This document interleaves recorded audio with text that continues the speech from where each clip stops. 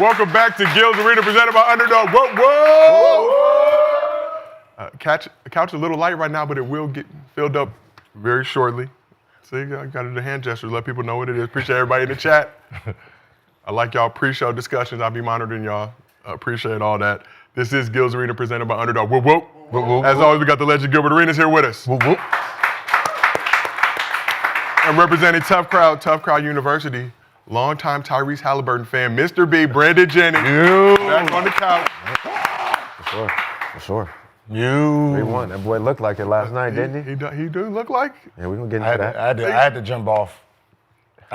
Jump off? What bandwagon are you on? I jumped off both, man. You free and clear of the Pacers and the Knicks? Yeah, man, I'm just be honest with you, man. They don't appreciate the type of fan I am, man. I'm supposed to be treated with high class around this bitch.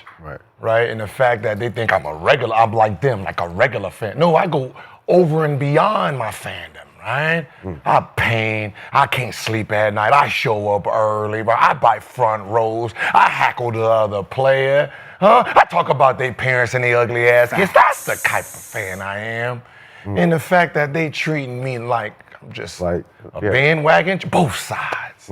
It's like, you know what? I'm just gonna stick with the Laker Nation. We're going on 20-something years, right? I don't think I need an East Coast team. Wait, if I'm gonna be an East Coast fan, I'm just going with the Wiz Nation. I'm just going with the Wiz kids. Yeah, see? Yeah. Right? You know what I mean? That's all I'm gonna go with. I'm just gonna have to suffer. For 20, 30, 40, 50 years, because I don't think we're going to win anytime. Yeah, if you stay with the Wizards, you're fan. But you know what? But I'm going to be loyal. Yeah, just stay loyal, man. You know what? So thank you, Pacers fans. I appreciate you. Knicks fans, I appreciate your kindness. But y'all fuck the fuck off. I'm going to be real with you. So nobody on the West? Huh? So nobody on the West right now? In the Western Conference, you're not going over there? You're just going... No, OKC on the West. Okay. No, I just got my membership. You got to remember, they beat the enemy of our enemy. Gotcha. It's my friend. Okay. Gotcha. Yeah. Right? You know, they beat on the Lakers. After all this bandwagon jumping, why should Lakers Nation take you back? Take me back. Or you never left? Motherfucker, I was hit way before you. But I have been holding it down. Much. No, you came with LeBron. Y'all came like 2018. Do you got an LA tattoo on your chest? No, sir. Do you got a Laker tattoo? Right here, sir. LA in the building, right here. Lakers? Yeah, you didn't even know that. You didn't even know I had that. I got a Laker tat, okay. Yeah, I'm trying to be the face of hosting, so I can't have tattoos. My first trying to be the face of hosting. This is right here, man. LA Nation right here, man. I will. Relax. Lakers will be back 2026. You just got here. You ain't LeBron James. Holding it down. We're staying. We're going to stay for the foreseeable future. And we got Bronny. We have blessed Laker Nation with our presence. But for all the fans out there, we still got 2 viewing options for you, our traditional version, mobile vertical version. Pick whichever one you want to watch. Just make sure you support the show. Here's what's cracking in the arena today. Tyrese Haliburton put together a historic performance with his pops back in the building to move the Pacers to 1 win away from the NBA Finals. Has this playoff run elevated Hallie to superstar status? We will discuss. Ant-Man and the Wolves head into Game 5 of the Western Conference Finals, facing a 3-1 deficit. What does Minnesota need to do to keep their season alive? And Charles Barkley says SGA is taking over as the face of the NBA. But is that facts or cap? I like SGA's face in that photo. He's even surprised. But before we get into all that, as always, the show is brought to you by Underdog. Go ahead, download the app, use promo code GIL. Get up to $1,000 in bonus cash plus a special pick'em. As for tonight, Western Conference Finals Game 5, Mr. B has some picks up in his partner pack on the Underdog app. Let's take a look if we can, please. You got Ant-Man higher, 27.5 points. SGA lower, 8.5 free throws made. Very bold, Mr. B. Yeah. They say he's a free throw merchant. You think it's going to be similar to Game 3 when he only shot 4 times? 8.5, I think maybe 7.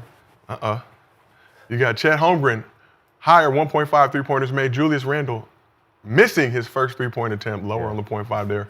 Jalen Williams coming off that 34-point performance, higher 1.5 three-pointers made. If you use Mr. B's partner pack, you can win nearly 15 times your bread. Gil, how you feeling about Mr. B's picks for this evening Western Conference Finals Game 5? Back in OKC, your current favorite Western Conference team. I like it. The Randolph one is a little bit, cause No, he missing his first one. Don't even worry about that one. It's that Ant-Man up there, man. I'm pretty sure you got this closeout game, man. So he gonna shoot. I mean, he gonna shoot. But is it gonna go in? I don't think he gonna go on the closeout without 20 or more. 30 picks for the closeout games. 30. Mr. B, we asked the chat if they were riding or fading with your picks tonight. I regret to inform you that 55% of the chat, 54 now, not rolling with your picks. Damn. 45% now. The numbers have jumped. Are rolling. They were rolling up. Almost a majority. It don't even matter. Because, you know what I mean, if they win, then, this 54 was Right. 54 losses in a row. I mean, you could pick some. Yeah, you know what? You can pick some. Yeah, like you can pick like maybe 2 from mine, 2 from somebody. Like we just give you some options. You know.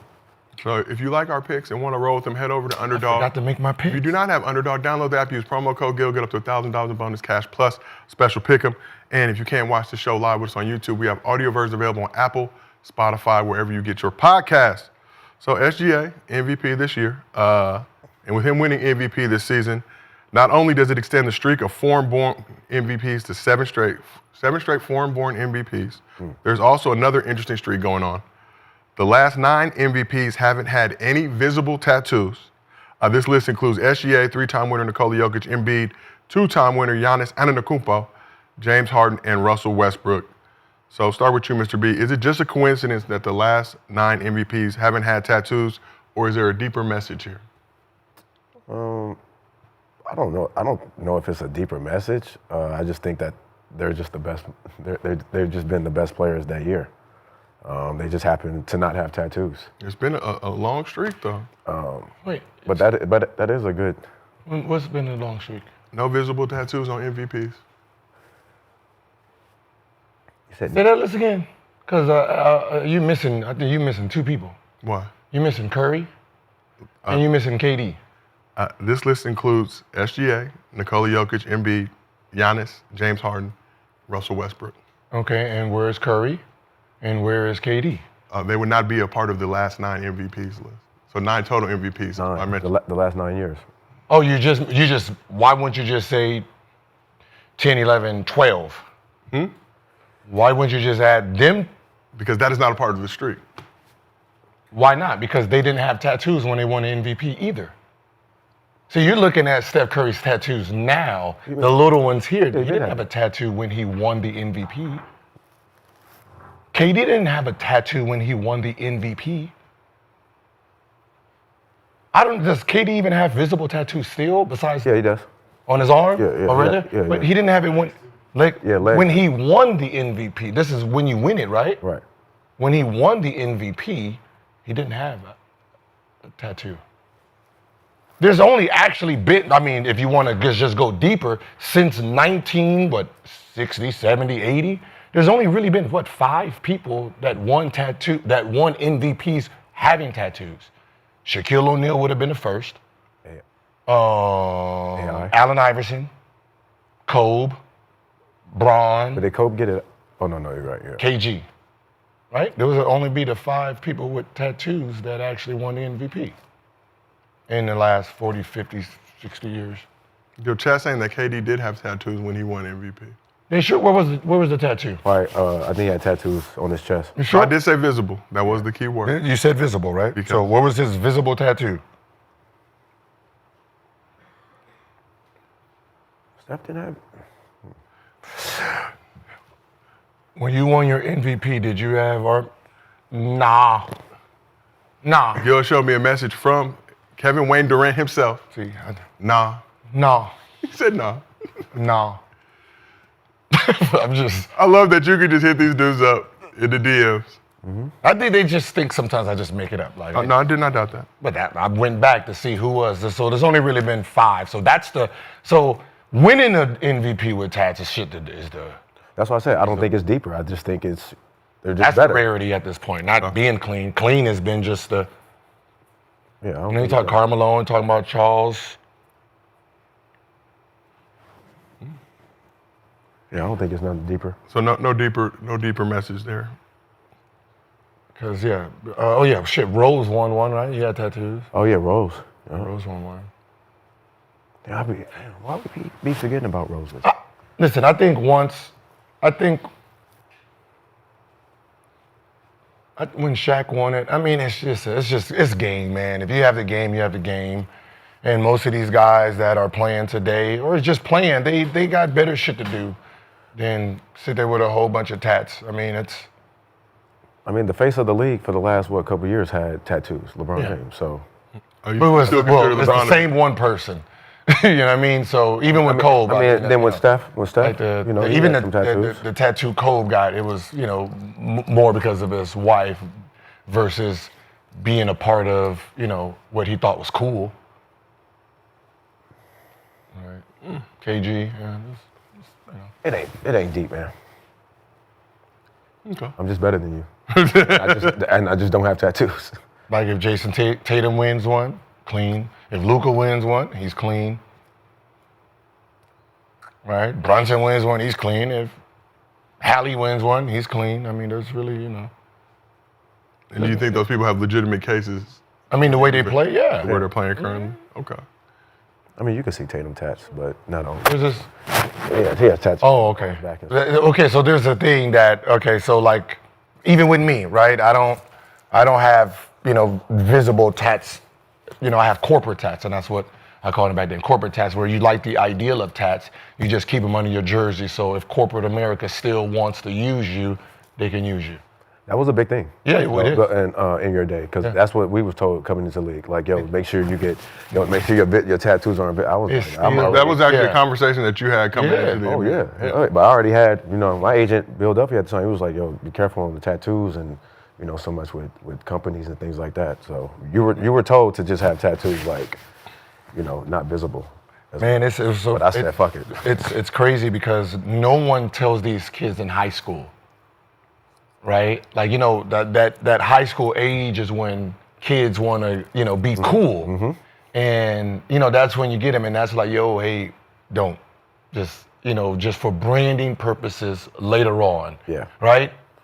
90% of y'all, the tattoos will affect you in the marketplace when they're trying to see who you are. The little ones, you're fine with the little ones, right? These little ones that Steph end up getting, there's a reason.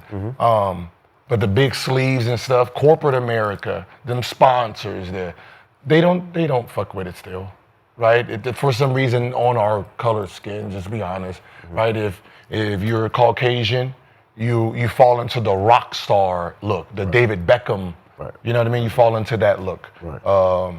But just reality, we're thugs, right?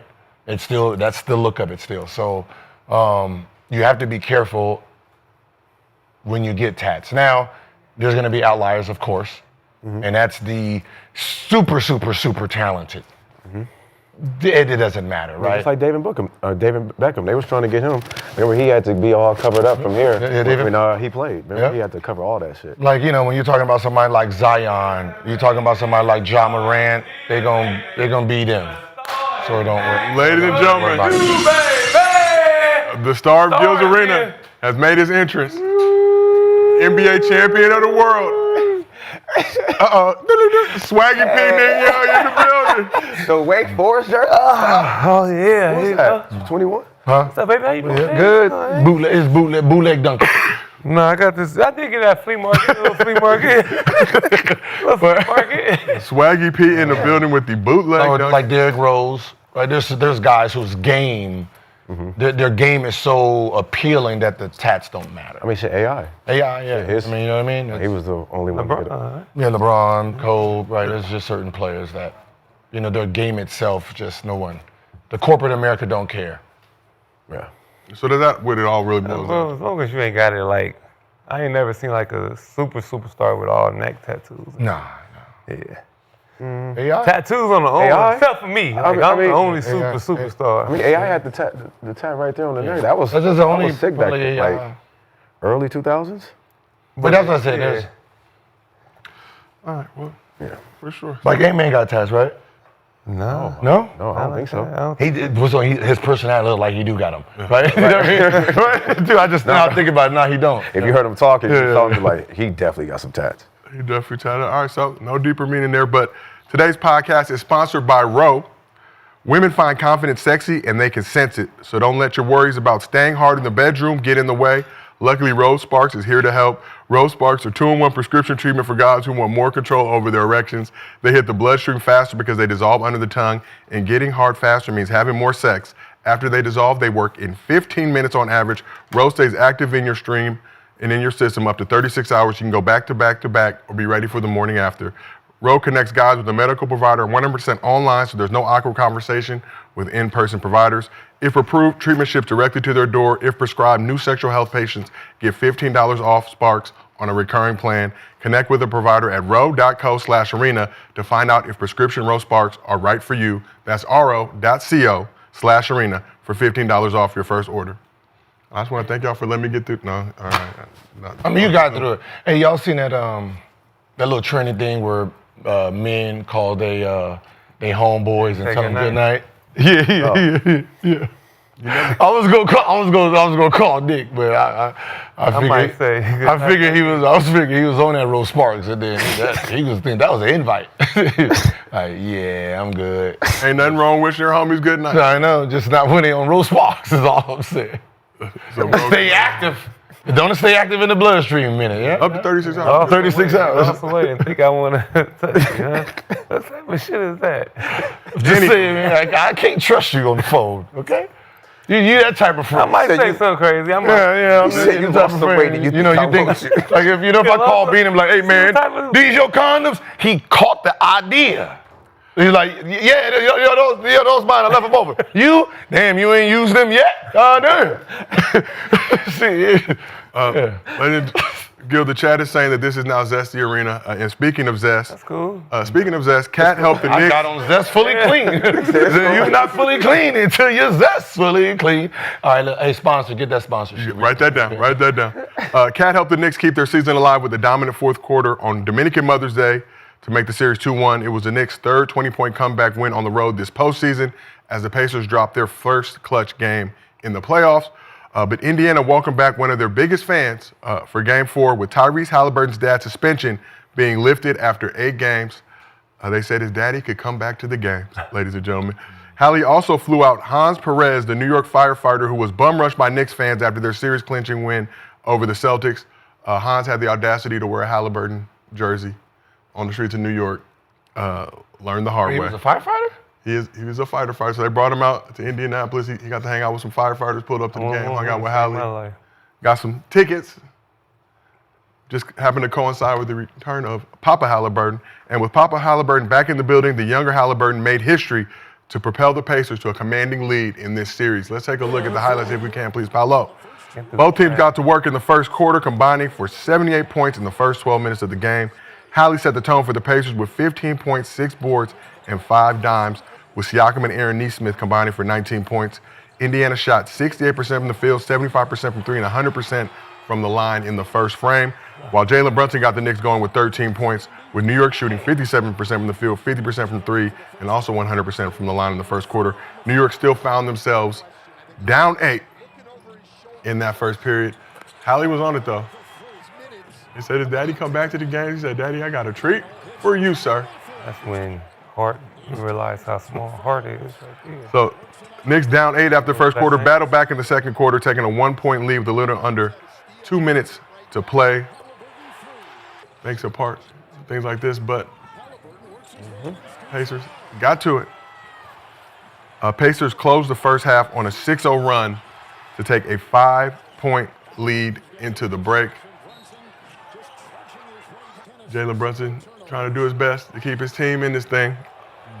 Indiana scored 7 straight to start the second half to extend their lead to double digits. Like I mentioned, with his daddy back at the game and still waving his towel in a suite, Hallie had a historic night coming through with his second career triple-double. Hallie stuffed the stat sheet with 32 points, 12 rebounds, 15 assists with no turnovers and 4 steals. No other player has dropped that stat line in NBA playoff history. Hallie joins Oscar Robertson and Jokic as the only players in league history with a 30-point, 15-assist, 10-rebound game in the playoffs. The Big O did it twice. Pascal Siakam added 30 points, with 11 of those coming in the fourth quarter. It was his second 30-point game in this series. And after scoring a total of 11 points in the first 3 games of this series, Ben Mathurin was big off the bench, dropping 20 points on 5 of 8 shooting. Matherin knocked down 10 of his 11 free throw attempts. He only played 12 minutes in the game. And Aaron Nesmith had 16 points on 5 of 9 shooting. Jalen Brunson scored a team-high 31 points for the Knicks, but had just 2 points in the fourth quarter. Big Bodega added 24 and 12 rebounds. OG Anunoby had 22. Mikal Bridges had 17, and Josh Hart added 12 points and 11 boards off the bench. So as I mentioned, the Knicks had 3 20-point comebacks this postseason, trailed by as much as 15 in the fourth quarter of this game. New York went on a run late in the fourth quarter to close the gap, but it would not be enough. Pacers scored 20 points off the Knicks' 17 turnovers, outscored the Knicks 22-9 in fast break points. This is the first time that the home team has won a game in this series. Pacers got it done. Mr. B, obviously, you're a big Tyrese Haliburton fan.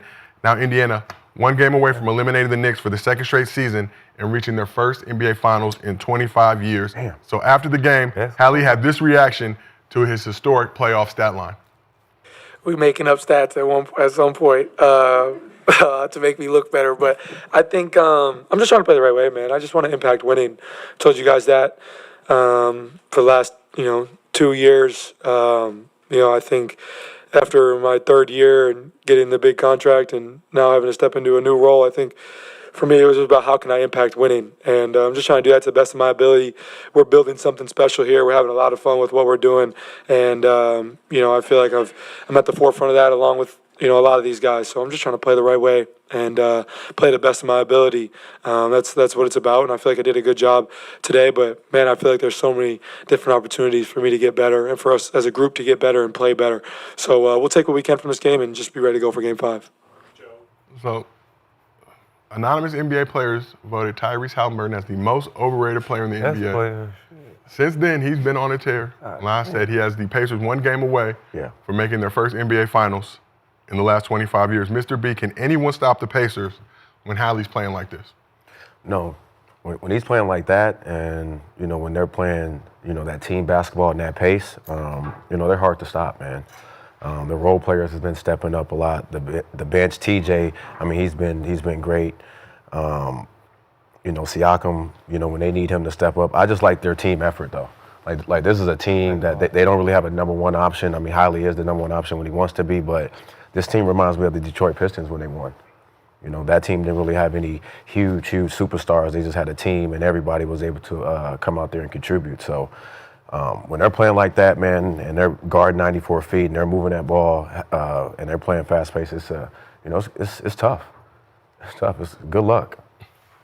Good luck. Swaggy, can anyone stop the Pacers when Hallie's playing at this level? Historic stat line. Nah, he out there like the point guard Tim Duncan to me, man. Just a winner. Kind of them guys you hate on the floor, but they just get it done. They find a way to get it done. You can say what you want about them.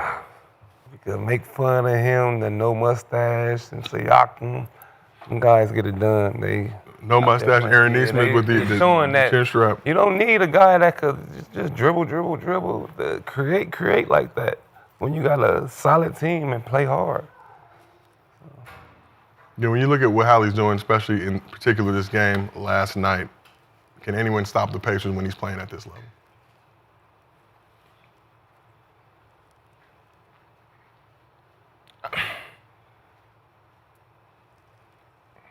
If he's playing at this level and they're playing good too, then, they will be hard to beat. But, because he plays what they call the right way, I don't think he understands what that really means yet. Sometimes playing the right way is playing to your ability. Right? And we see what your ability is. So if you're not playing to your ability, then you're not playing the right way. So those days when you have 2 shots, 4 shots, right? Like Ant-Man, right? When he said, I'm just playing the right way. I didn't know you taking 7 shots or 13 shots is the right way to play. Right? Not for the team. That the team is built around you being the main piece and they feed off of you. So the way his team is built, it's built for him to do exactly what he's doing and everybody finds their place and keep moving. We're going to do that. So some of those days where he's not taking over the game or taking shots, he's not playing the right way. Right? And that's the only thing I say, well, if he plays like this all the time, then yeah, it would be hard to beat. You think he needs to be aggressive all the time? I don't think so. I think, But think about it. Every time he plays aggressive like this, everybody else eats a lot. Because he's so in attack mode offensively, everybody has to try to stop him. That's when everybody gets easier shots. When he's just sitting there, I'm in pass mode. I'm in pass mode. This guy can't create his own shot. That guy can't create his own shot. It becomes everyone's basically now they got to create their own shots. Well, it hurts. Threes, driving, getting a pick, driving, doing a little layups. When he's fully in attack mode, it forces the defense to play a full defensive game. Yeah, I think it hurt. I think it hurts him a lot when they're in a half court set. A lot, but like when he's on that pace though, when he has that pace and he's able to get into that lane, get some easy ones, then you can see like, okay, like he's gonna have a good offensive night. Yeah. But when they stopping him in that half court and he got to pass the ball and try to figure it out and get it back, and he's up there dancing and going, it's like. How many assists he had last night? 15. So look, and this is what I was told by the general manager. My general manager when I played, because I had to understand the concept of what he was saying. When I was like, man, I need to be more of a pure point. And he was like, that's not a real idea. Be attacking and then just give up some passes, give up some shots to make passes, right? Let the defense try to stop you. That shot becomes easier. When he's super aggressive offensively, look how many assists he gets. Right? Because guys are getting open. Versus if he's just trying to get 15 assists, it's going to be harder if he's not trying to score.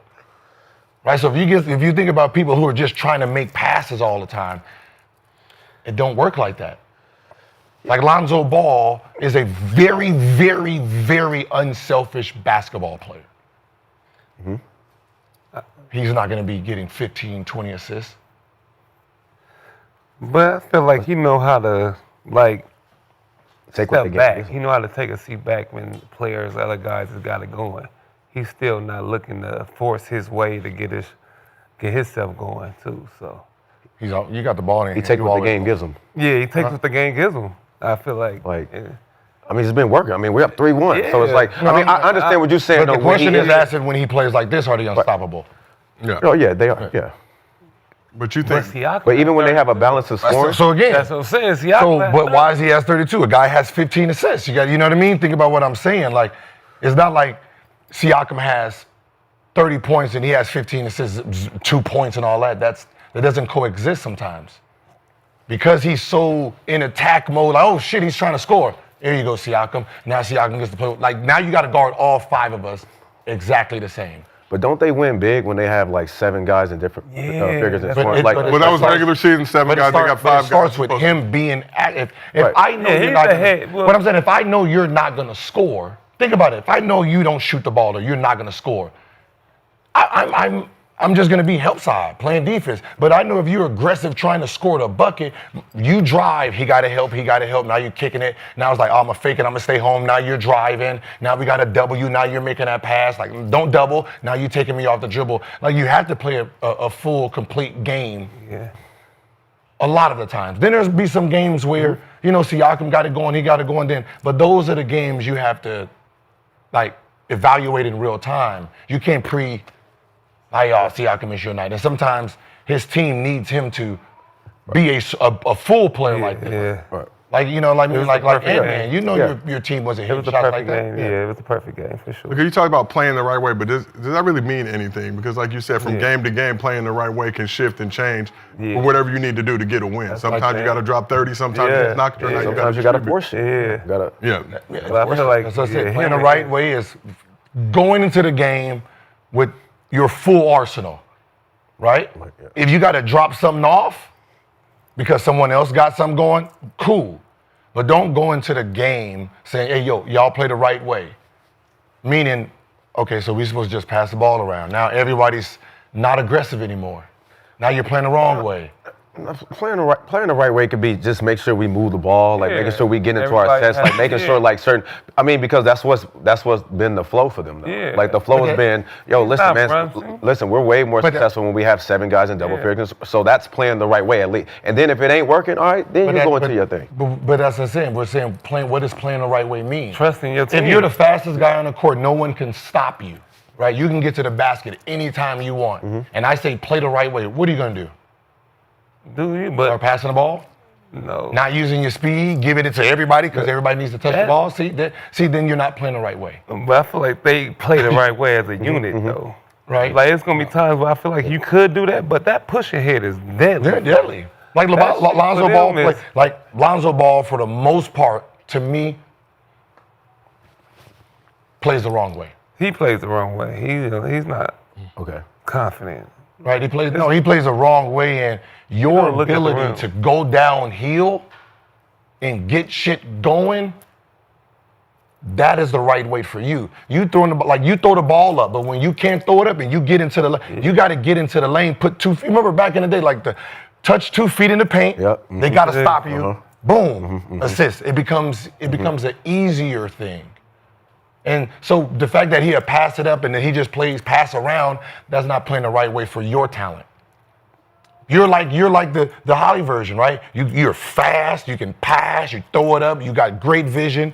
You need to be playing a up and down from baseline to baseline with your dribble when you do have it. Not baseline to 3-point line. Like think about when Hallie gets in, he's in there throwing it. Like he's Melo or Lonzo? I'm talking about Lonzo. Oh, okay. So we asked the chat, does Tyrese Haliburton play the right way? This might be the most overwhelming lopsided poll, I think, in the history of Gills Arena. 94% of the chat say yes, Tyrese Haliburton plays the right way. But, okay, you know what? No, I have a problem. I have a problem. We got somebody at the door, Gil. Somebody at the door. Hold on, let's see. I get what you're saying. Oh, okay. Yeah. Let him in. Hey, who the fuck does who does the questions for the chat? Is that Gil? Keep up with the conversation that we talked. What that poll was didn't even have nothing to do with our conversation. Well, either way, Gil, we got a special guest making his first appearance in the arena. He's a legend in the comedy game, former host of the Hood Classic Comedy View on BT. Now you can catch him doing stand-up, acting, and hosting his nationally syndicated radio show, the Rickey Smiley Morning Show. Also got a new comedy special called Foolish, dropping on Hulu May 30th. Rickey Smiley, welcome to Gil's Arena. You don't spill the juice. Y'all good? Big dog, what up, man? Y'all Appreciate you good? pulling up. Man, it's a pleasure meeting y'all, man. I'm tripping. Yeah. We got a legend in the building. Thank you for having me, man. Legend. Yeah. Eric Bledsoe, my nephew, I just want to say. Okay. Yeah, Trying to get him on the show. That's Birmingham. That's my people. Okay. Shout out to Birmingham. Shout out Bledsoe. I play with Bledsoe. Yes, sir. UAB. Yeah, that's my boy. Yeah. Yeah, been known him since he was a kid. Went to high school with his mom. So. Okay. Yeah. Shout out Eric Bledsoe. You a big basketball fan? Big basketball fan. Who is your squad? College or NBA? NBA. NBA, working in Dallas all those years, so you become a Mavs fan. You have to rock with them. You have to rock with the city. If you're on the radio in Dallas, 97.9 The Beat, you're on there reading Mavs promos, you become a Mavs fan because in where I'm from, we don't have NBA, NFL. It's Alabama and Auburn. Yeah. Oh, yeah. That's it. But you have to run with the Mavs. I have always liked the Lakers. And growing up watching Magic Johnson and Kareem, I'm 56, so yeah, y'all went. Back door crack, you still look good. Right. So we were talking about, you've been watching these playoffs, we were talking a little bit about Yeah. Tyrese Haliburton, his historic game last night to help the Pacers take a 3-1 lead in their series over the Knicks. Yeah, they got the Knicks in the corner. And my whole thing, what I've been arguing with my guy Rock T that does sports on my morning show is, you cannot win the NBA Finals if you don't have a bench. And them young dudes out there running, and you got to be able to keep up. That's just my take on it. You got to have a bench because the players have to get some rest. Yeah. And it just seemed like they got New York back down in the corner, man. It's going to be hard. I think it's going to be the Pacers and OKC. I don't know what y'all think. Yeah. Y'all already predicted that? Well, we did not, but the way things are going. After last night we did. I don't think the NBA did either, Adam Silver. Everybody getting mad because we talking about what the viewership's going to be like for that finals. We are going to watch, ladies and gentlemen. We get paid to watch basketball, so we will do that. Mm-hmm. But the casual fan, I just don't know. We'll see, though. Yeah, I'll be watching for sure. Okay. I love it. So we're talking a little bit about Hallie. And Gil, I got a question for you. We touched on this recently. Wanted to dive in a little more with the crew. When you look at Hallie's impact and what he does with his team, his ability to be both a scorer, facilitator, in addition to impacting, winning in other ways, how important is it for a star player to be able to do more than just score in the league right now? For a star player, the main player, you got to have the ability to do everything. You know what I mean? You have to be able to cover up majority of the big piece of chicken. You got to have the big piece of chicken. Right? So, then everything else is supposed to be built around you, right? When you think about winning and winning consistently in this league, you have the star player and then everybody around him meshes perfect with him. And, that's what they have, there. I think they realize that Hallie's a star and we're going to try to build to his best ability. And it's all up to management. He's going to do his part. Just when you look at history, you got to be smart to understand what a player is and what he needs to win. Because if you can't, and you're not smart enough to know what he needs, then that player is just a selfish player who can't win. You know what I mean? You're just a hot dog player because, truth be told, the superstar star player, the real one, not the ones, the number twos, the real one is a selfish person. Yeah. He is a selfish individual. He is about me, and who you build around him has to convince him it's about us. Right. You agree with that, Rick? Absolutely. Okay. Yeah, I just never understood how management worked because that whole, I'm not trying to switch the subject, but that whole trade with Luka going to the Lakers, as a Mavs fan, it threw everybody off. We was on the radio, depressed. You would have thought somebody had, like, what the hell is going on? Like, what? Like, I don't know what those decisions are based around. Or whatever, because you go to the damn Mavs game to see him play. Yeah. So it really threw me off. So I don't know what goes into the decision making, but that was a lot of good information right there. Well, even the Pacers trading Sabonis. Do you got to give Siakam more credit? So who? Yeah. Siakam. Salami? Siakam? Siakam Lakers. For real, has been like a star. Like, you really don't get there without him neither, though. You know what? He's been carrying them this round. That's what I'm saying. Do you I'm feeling a little bit better about him. Yeah, you know what I mean? Like I wasn't on him before. It seems like they play a very great, not necessarily Karl Malone, John Stockton style of play where they're both number one and number two, but we knew Karl Malone was he was the guy, and then John Stockton was the guy behind the guy. Right. Here it just seems like they do a very great job at balancing, and you really can't see who's who. Yeah, that's what I was And saying. when you do need Siakam to show up, he's there. Yeah. And I just think for me, when I watch basketball, I need you to pick your head up. So I can say, okay, you do you. Okay, cool. Then everybody else falls in line.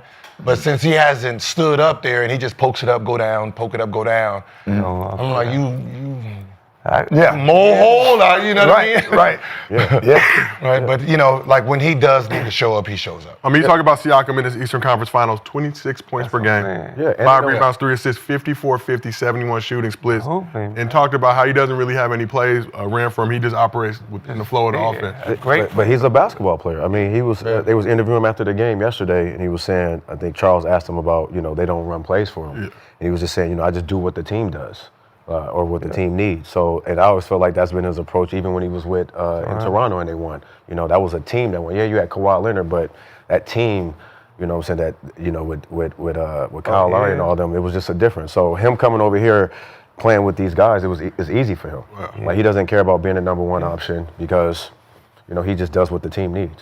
Yeah, he like playing too. I just wanted to ask, just sitting around some pros, has the game changed? Does the game feel faster? What's the difference between when y'all played, as what's going on now? I'm not, I got cut from the basketball team. I can dribble with my left leg. Well, that's some players in the NBA right now who have those same accusations against them, but it seems faster for the most part.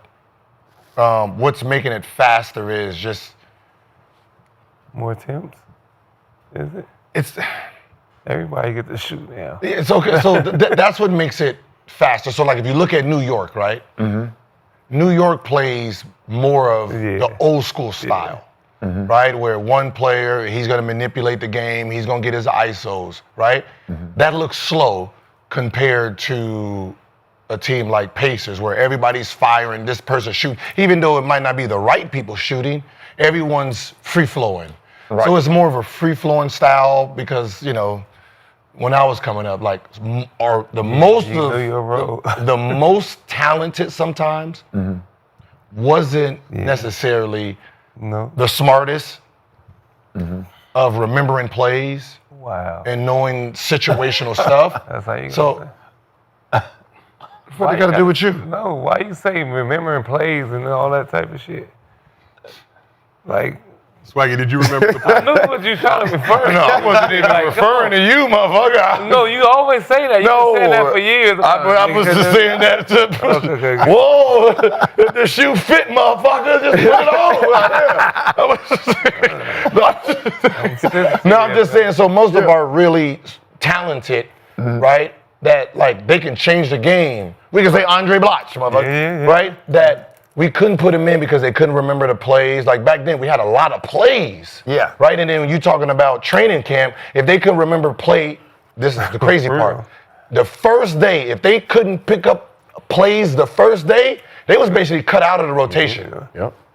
Well, really? Yeah, my son told me, my son played with Alabama State University, and he told me that they had a player over there that was really, really good, but he just had a hard time remembering the plays.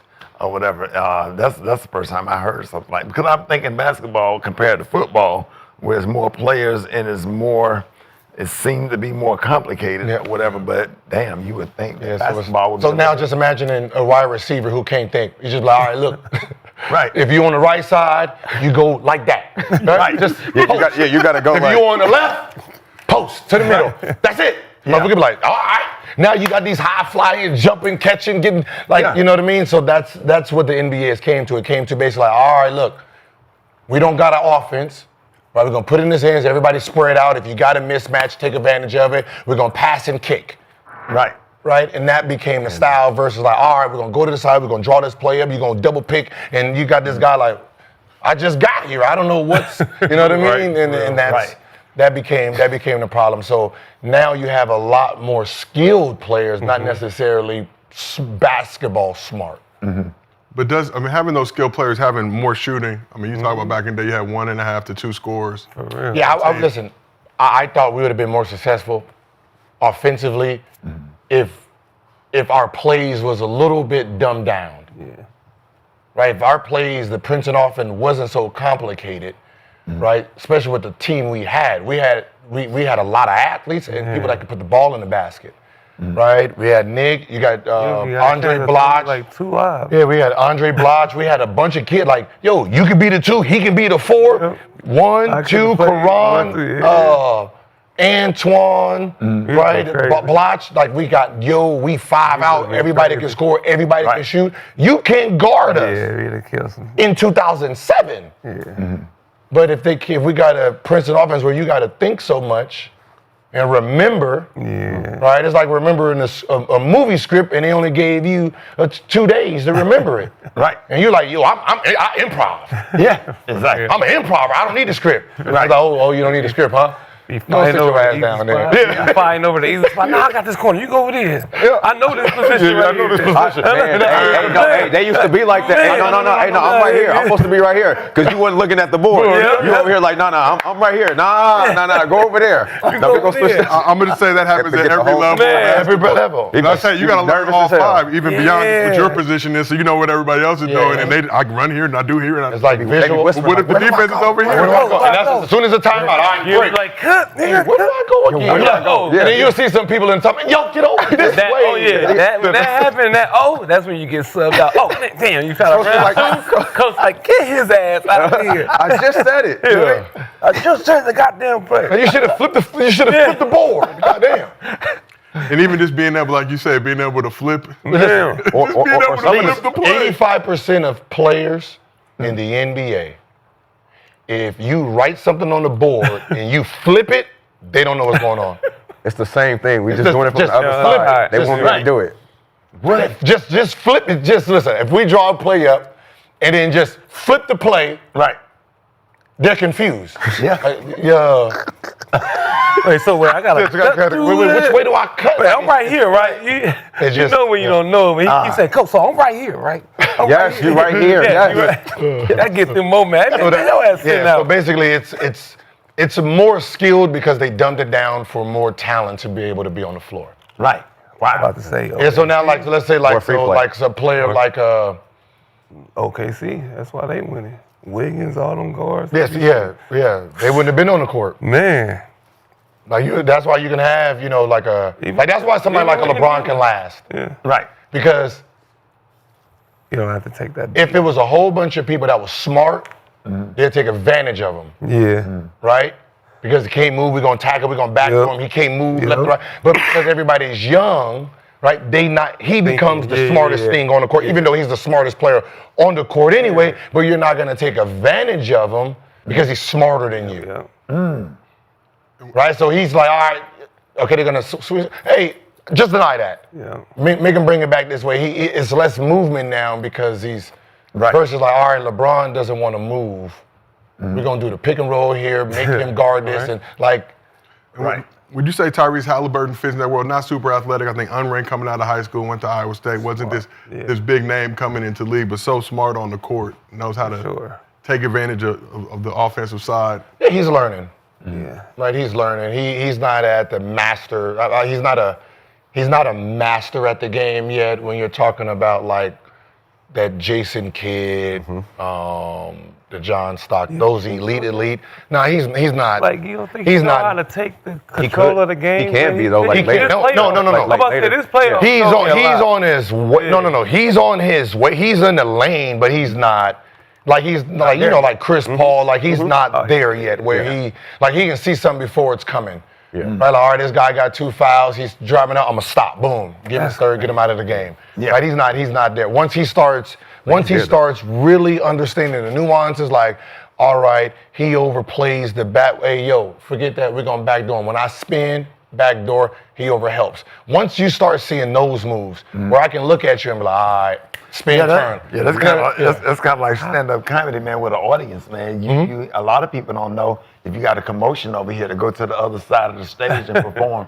To get the spotlight from over there because you get everybody in the audience looking at this shit going on over here while you up here trying to tell a joke or set up a joke. So you move all the way over there to that side of the stage and get, to keep the audience engaged. Whatever. So it's techniques and everything, but I never heard of a lot of this. My son talk about it a lot, but this is some good information for me. Not that I'm gonna go coach. No, it's just like being a comic, right? Right. You got the mastery of it where joke telling, punchline, cadence, stage presence, right? That's our Kobe's and stuff. That's the elite. Yeah. Then you got just raw natural talent where they can just go on the stage and just be funny. Yeah. Right? Then you have someone who has great jokes. Yeah. They just don't know how to tell them. Don't know how to deliver them. They don't know how to deliver them, right? So they end up becoming a writer. Yeah. Yeah. Same thing. Same thing in music. You buy those jokes for say, hey man, let me buy that one from you right there. And that's the same. That's the same with the NBA. It's the same. Look at it just like that. Yeah. Wow. I'm a writer. Yeah, no. Oh, yeah. They Same just don't thing have. with They music. just don't have it. They don't have the stage presence, right? They dry. They don't know how Right. to read the crowd. They get rattled easy. You got comedians that's real deep like Dave Chappelle, and then you got your silly comedians that can off the top of the head like Mike Epps or whatever, and then you got your DC Young Fly. You know, everybody have their own little category and style. And then you got your old school like Steve, Lavelle, myself, you know, Earthquake or whatever that have our own little way of doing stuff. But man, it's a lot of techniques. Yeah. When did you feel like you mastered stand-up comedy? Yeah. Oh man, probably about probably about 2000. Cause after I did Lil Daryl in '97, so that blew my whole career, man. That was crazy. I was just doing it on stage, having a good time with it. It blew up. Did it one night on BET. Yeah, We went from like $250 doing a show to like $5,000 and a plane ticket. Like we was driving. You know what I'm saying? Driving up in the mountains of West Virginia in a '79 Cutlass. Me and TK Kirkland, door won't close all the way. We were struggling, but that right there took it to another level. And then when you start doing all of those shows, you start learning all kind of techniques because the stage is the greatest teacher. You learn so much. Sometimes fights break out or whatever, you know, and you learn from comedians, you know what I'm saying? And just how to handle situations because anything can jump off while you're on stage. So you just have to learn and have your act or whatever, but you get a lot of times, you get drunks, you get crackheads, you get all kinds of stuff. Yeah, crackheads do love comedy. Huh? Just said crackheads do love comedy. Oh yeah. Like the rest of them. Yeah, they come out, so yeah. Did radio help? Radio help a lot because that's every morning. Every morning you're getting up, you're exercising that comedy muscle. Yeah. You know, you get your news, you get your sports, you get pop culture, you get all that stuff going on. You throwing jokes in between. Y'all get the cracking jokes and roasting or whatever. So you doing comedy every morning for 3 hours, 3.5 hours, Monday through Friday, week after week, and then you go and perform on the weekend. Or like I have 2 comedians on my radio show, you know, Special K and Rita Brent. Somebody say something really funny, be like, hey, you want to use that or can I have that? So we have to agree that, okay, yeah, you go ahead, you can have that one. Yeah. You just can't take the joke. Somebody say something funny, you just can't take it. You have to ask permission because if we all having a conversation and something funny come and say, hey, you want to do it? Say, yeah, no, you good, you go ahead, you take that joke. And you take the joke and run with I it. do that too. That's how you develop. You it. do that? I'm gonna use that one. Yeah, I'm gonna use that one right there. I'm gonna use that Yeah, you got to Yeah, I'm claim it. like, hey, I'm gonna use that one. Yeah, you got to claim it. Yeah, I bought. Speaking of memory, I bought a joke from a comedian. Man, I gave him like $5,000 for the joke, and it was a Walmart joke, but it was all laid out. My dumb ass couldn't remember it. I couldn't remember it. I tried, man. I read that shit, man. I was studying or whatever. I said, man, just play. Just charge it to the game. Yeah, charge it to the game. Man. I said, damn. You trying to hit him back, like, man. Nah, man, it was, you know, dude already got the money, probably went and spent it on his wife and kids, man. But we talk about it, because I bought it from Special K. I gave him $5,000 for a Walmart joke that would rip. I said, man, let me buy that from you. He said, give me $5,000. Gave him $5,000, my dumb ass couldn't remember it. And then want to go back too because he's gonna charge you again. Like, nah. No, you don't remember? And then he started back using it. I'm like, damn. Okay, yeah. Was it in perpetuity? I get, okay, I see what's going on. All right, well, let's get back to Haliburton real quick. So on Get Up this morning, Jay Williams has some high praise for Hallie. Guys, if you're not waking up today, Wednesday, May 28th, saying that Tyrese Haliburton is a superstar, don't talk to me about basketball today, right? Possession by possession, he's the best manipulator in the game. He manipulated every single play offensively last night by finding the right matchups, by attacking in transition, by giving hockey assists. He was direct and aggressive from the beginning of the game, and he affected and accounted for over 80 of the team's 130 points. Between points and assists, over 80 points of the team's 130. That is a superstar that we saw on the grand stage. So good. Do you agree with Jay Williams saying Tyrese Haliburton is a superstar? I guess we're not gonna be talking basketball. Guess not. I guess not. You don't think he's a superstar? No. Y'all don't think he's a superstar? No. Oh, that's crazy. No. He's the best point guard. See, I Not think yet. What happened is That's I think that because of max contracts and super max contracts, I think people have gotten the best player on the team and a star on the team mixed in with what a superstar is. It's two different things. A star player, you are a basketball player. I know you from basketball.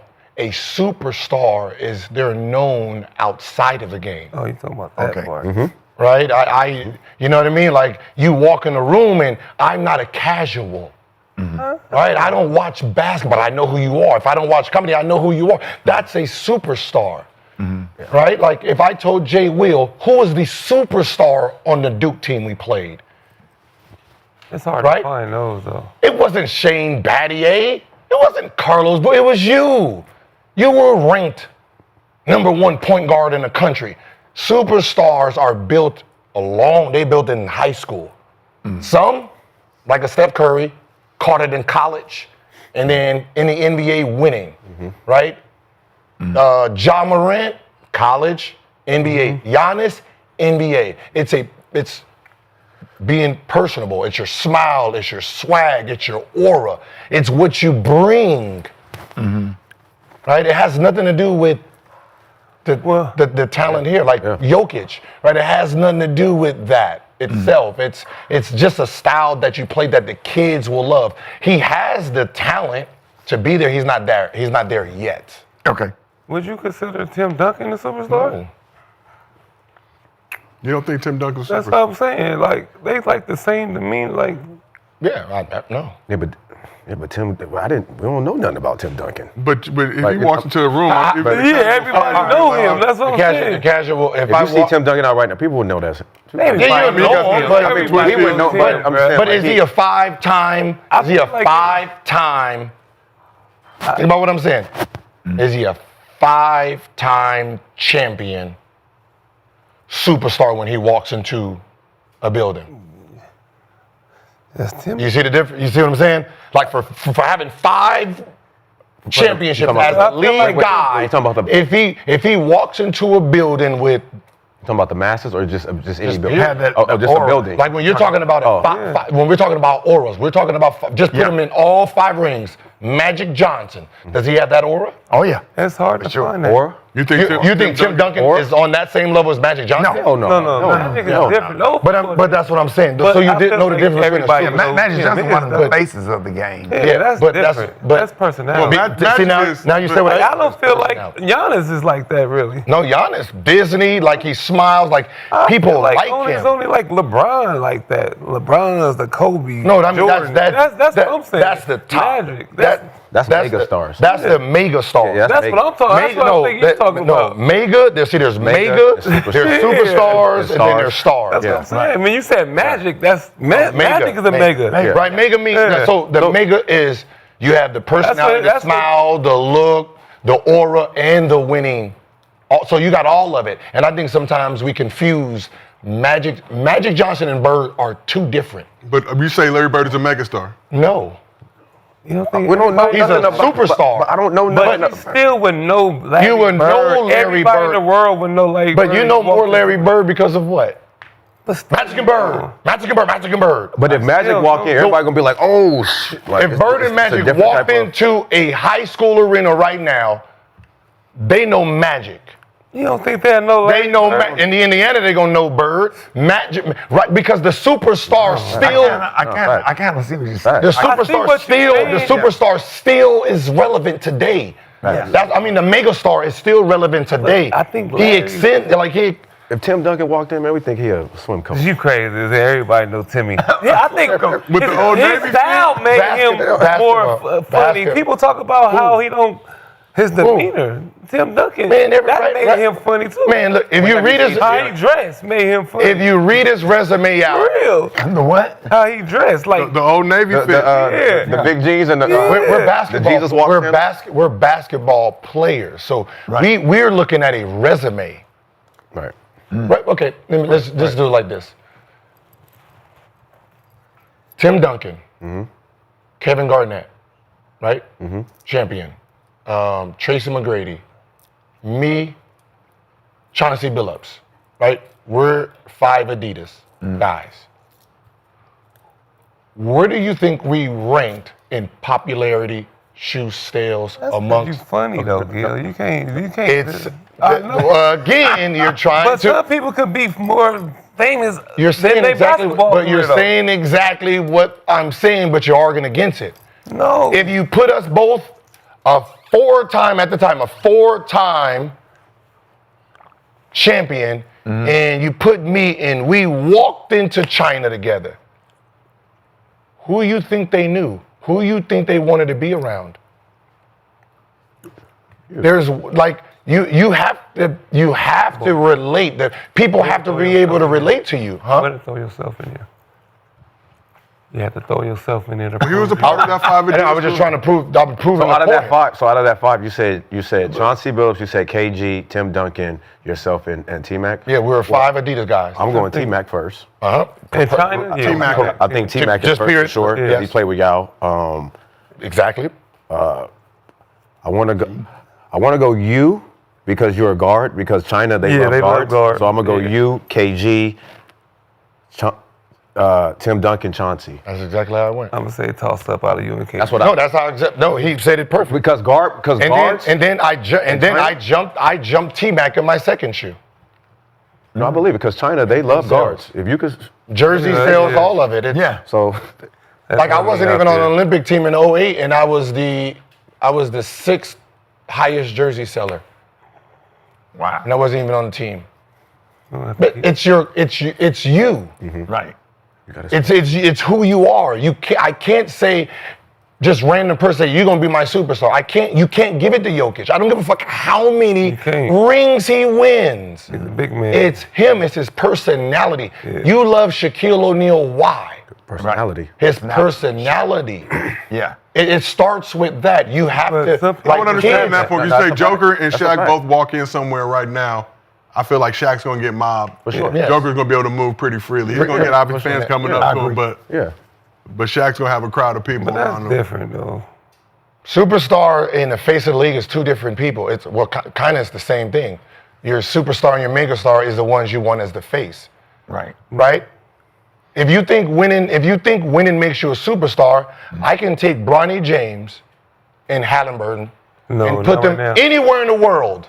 Not right now. Who is known? Who is the kids gonna Not follow? right now, no. I don't know. I think they're going But so to your point, Gil, Who you think Ronnie- the kids? Ronnie- Come on, let's Ronnie- like Ronnie- why we Ron might be walking in the No, beginning. period. does he look like But nobody knows. No, why? Just because New York market is so big now, what he's doing to New York, if you put him out there right He now, don't I play feel for- like Haliburton. He don't play for And them. all the shit that's that's- going on with his dad, that's helping him. That's his All dad. the stuff that's It's- underrated, it's- all this stuff it's is his helping dad, him. not him. Well, how much does But the still helping celebrity them, have though. to do with superstars? Seems Yeah. like they work hand in hand with each other. And my follow-up to that, Tyrese Haliburton wins a championship this year. Does that help push him and elevate him Yeah. towards that superstar status? Like, does continue winning and success make It's you a more style. famous? It's a style. I can't. What I'm saying is, you It's can't really- give it. It's you. It's who you Do are. the kids like you Yeah, it's- or not? Do that they depends on fuck how- with your style or not? Yeah, do that depends on how they market themselves? Yeah. Yeah, it's on how you Yeah, it's all market about how you yourself. put yourself out there. Right. Like you gotta. I don't even like even if he wins it. I mean, are you just gonna go buy his signature shoe if they have a signature shoe for him next year? Right. Like, has he? I mean, I don't know. If you have him, he don't got a It's the market he's in personality. too. He's in Indiana. He's in the Midwest. You can't. I mean, how much you gonna get? Like, But Yeah, I feel like that's that's what I said. underrated stuff. And if he play off of that and talk, Caitlin Clark is bigger than him still. I feel like he could Well, get Caitlin there. Clark bigger than a lot of people. I don't know what I'm saying. But I'm saying, like, even if he wins it, Caitlin Clark is still the biggest. That's her city That's what I said. No, Indiana. Yes. Yes, she's It still has the nothing biggest. to do with. I don't give a fuck how much he wins, man. It has nothing. He don't like. if But he when win- me listening to him talk, and I'm like, he's an attractive guy. If he right, win- girls would think he's. You know what I mean? Like he seems funny. Right. Right. That's the He has a president. fast-paced style. That's the president. He All right. like he's gonna have to be like Curry. Like win and go one of those years where all the celebrities is like, oh shit, oh shit, oh shit, oh shit. Right. That's how he becomes it because he wasn't that growing up. He wasn't ranked growing up, right? Like that's how it works. Like it has to be a style play in the game itself. But if you think about superstars, they were superstars in high school. I feel like if he win, Kobe was a superstar in high school. if he win and go on like a tour or just talking trash and going at everybody, I feel like you could change. That means your personality. But that's it. But see, But that's what I'm saying. But you're If he saying does it. that. But then- He has but then to. Now after you're that- talking about. But then after that, he have to win again. Yeah, But again, personality see is now, you. It's you who you are. So I'm saying we're saying But the if same he thing. play off of what's going on with his dad and the underrated stuff, I feel like you can change it. Again, can change it. So that means you're saying he's not it right now. Yeah. Because you're But changing his personality. But that's hard to. Nobody's what we saying a superstar like that. It's only about two in the NBA. Well, I mean, Even Listen. MVP now is not a mega star. People in the world don't. no, like him and Hallie are trending. They're like the ones that could break out. They have the Yeah, personality. that's what I was saying. Because they got the style of play. Like Hallie here, and who? SGA. Okay. SGA. So here it is. Your popularity comes from the youth. Right. Facts. Jason, I don't give a fuck what you're talking about. If the kids don't look at it and say, ooh, I want to be like that, then it doesn't matter. If they're not looking at it and say, ooh, the dunking, the flash, if they can't do that, then that guy is not going to be that guy. They're not going to buy the shoes. They're not going to buy the jerseys. None of it. Right? So it comes with a style that's either flashy, that the kids want to mimic, Curry shooting threes from half court, right? Or trying to dunk or do these moves. Dancing, Ja Morant, right? If you take Ja Morant and you take Hallie, I don't give a fuck if he wins a championship, you put him in the same room, the kids are gonna follow the dancing guy. They're gonna follow the dunk, the stop. That's has nothing to do with winning. But our stars that built this NBA, they did it both. Magic has it all and the winning. Michael Jordan has the winning. You know, but most people that Kobe has the winning, Shaq has the winning, right? So, you know, for the most part, we're blessed with the winning and the aura and the style. So those are the guys who are always going to be at the top. Wow. So do you consider Luka to be a superstar? He has a superstar name. And does it benefit him more, obviously? Benefits, You're getting traded from the Mavs to the It Lakers. helps him being in LA. Like if Hallie was in New York, it'd help him. Like his style of play. I didn't realize how important location was. Oh yeah. Yeah, because when you say LA versus being in Indiana, that's like Yeah, for sure. Or New York. You know what's so funny? Like it's me having this conversation sometimes with just casual fans. They can't understand. They can't understand what I'm saying. But how about this? Think about all your superstars that are having podcasts, and they don't have personalities. right. So their podcast ain't shit. That's the difference, right? It's the personality that makes you who you are. Yeah. Winning takes it to another level, but the personality is what starts it. Right. But that's built from high school. But yeah, there's some guys who can get it in the NBA, and that's Hallie's in that lane, SGA's in that lane. But if you can see, the guy who's not winning is still above them, and that's Ant-Man. Yeah. His style of play and his mannerisms, right? You know, LaMelo Ball, his mannerism, his style of play, It's because people relate. right? They because people relate. It's all about if I can relate to you or not. It's real. That's why Ja's so popular. Who? Ja. Ja.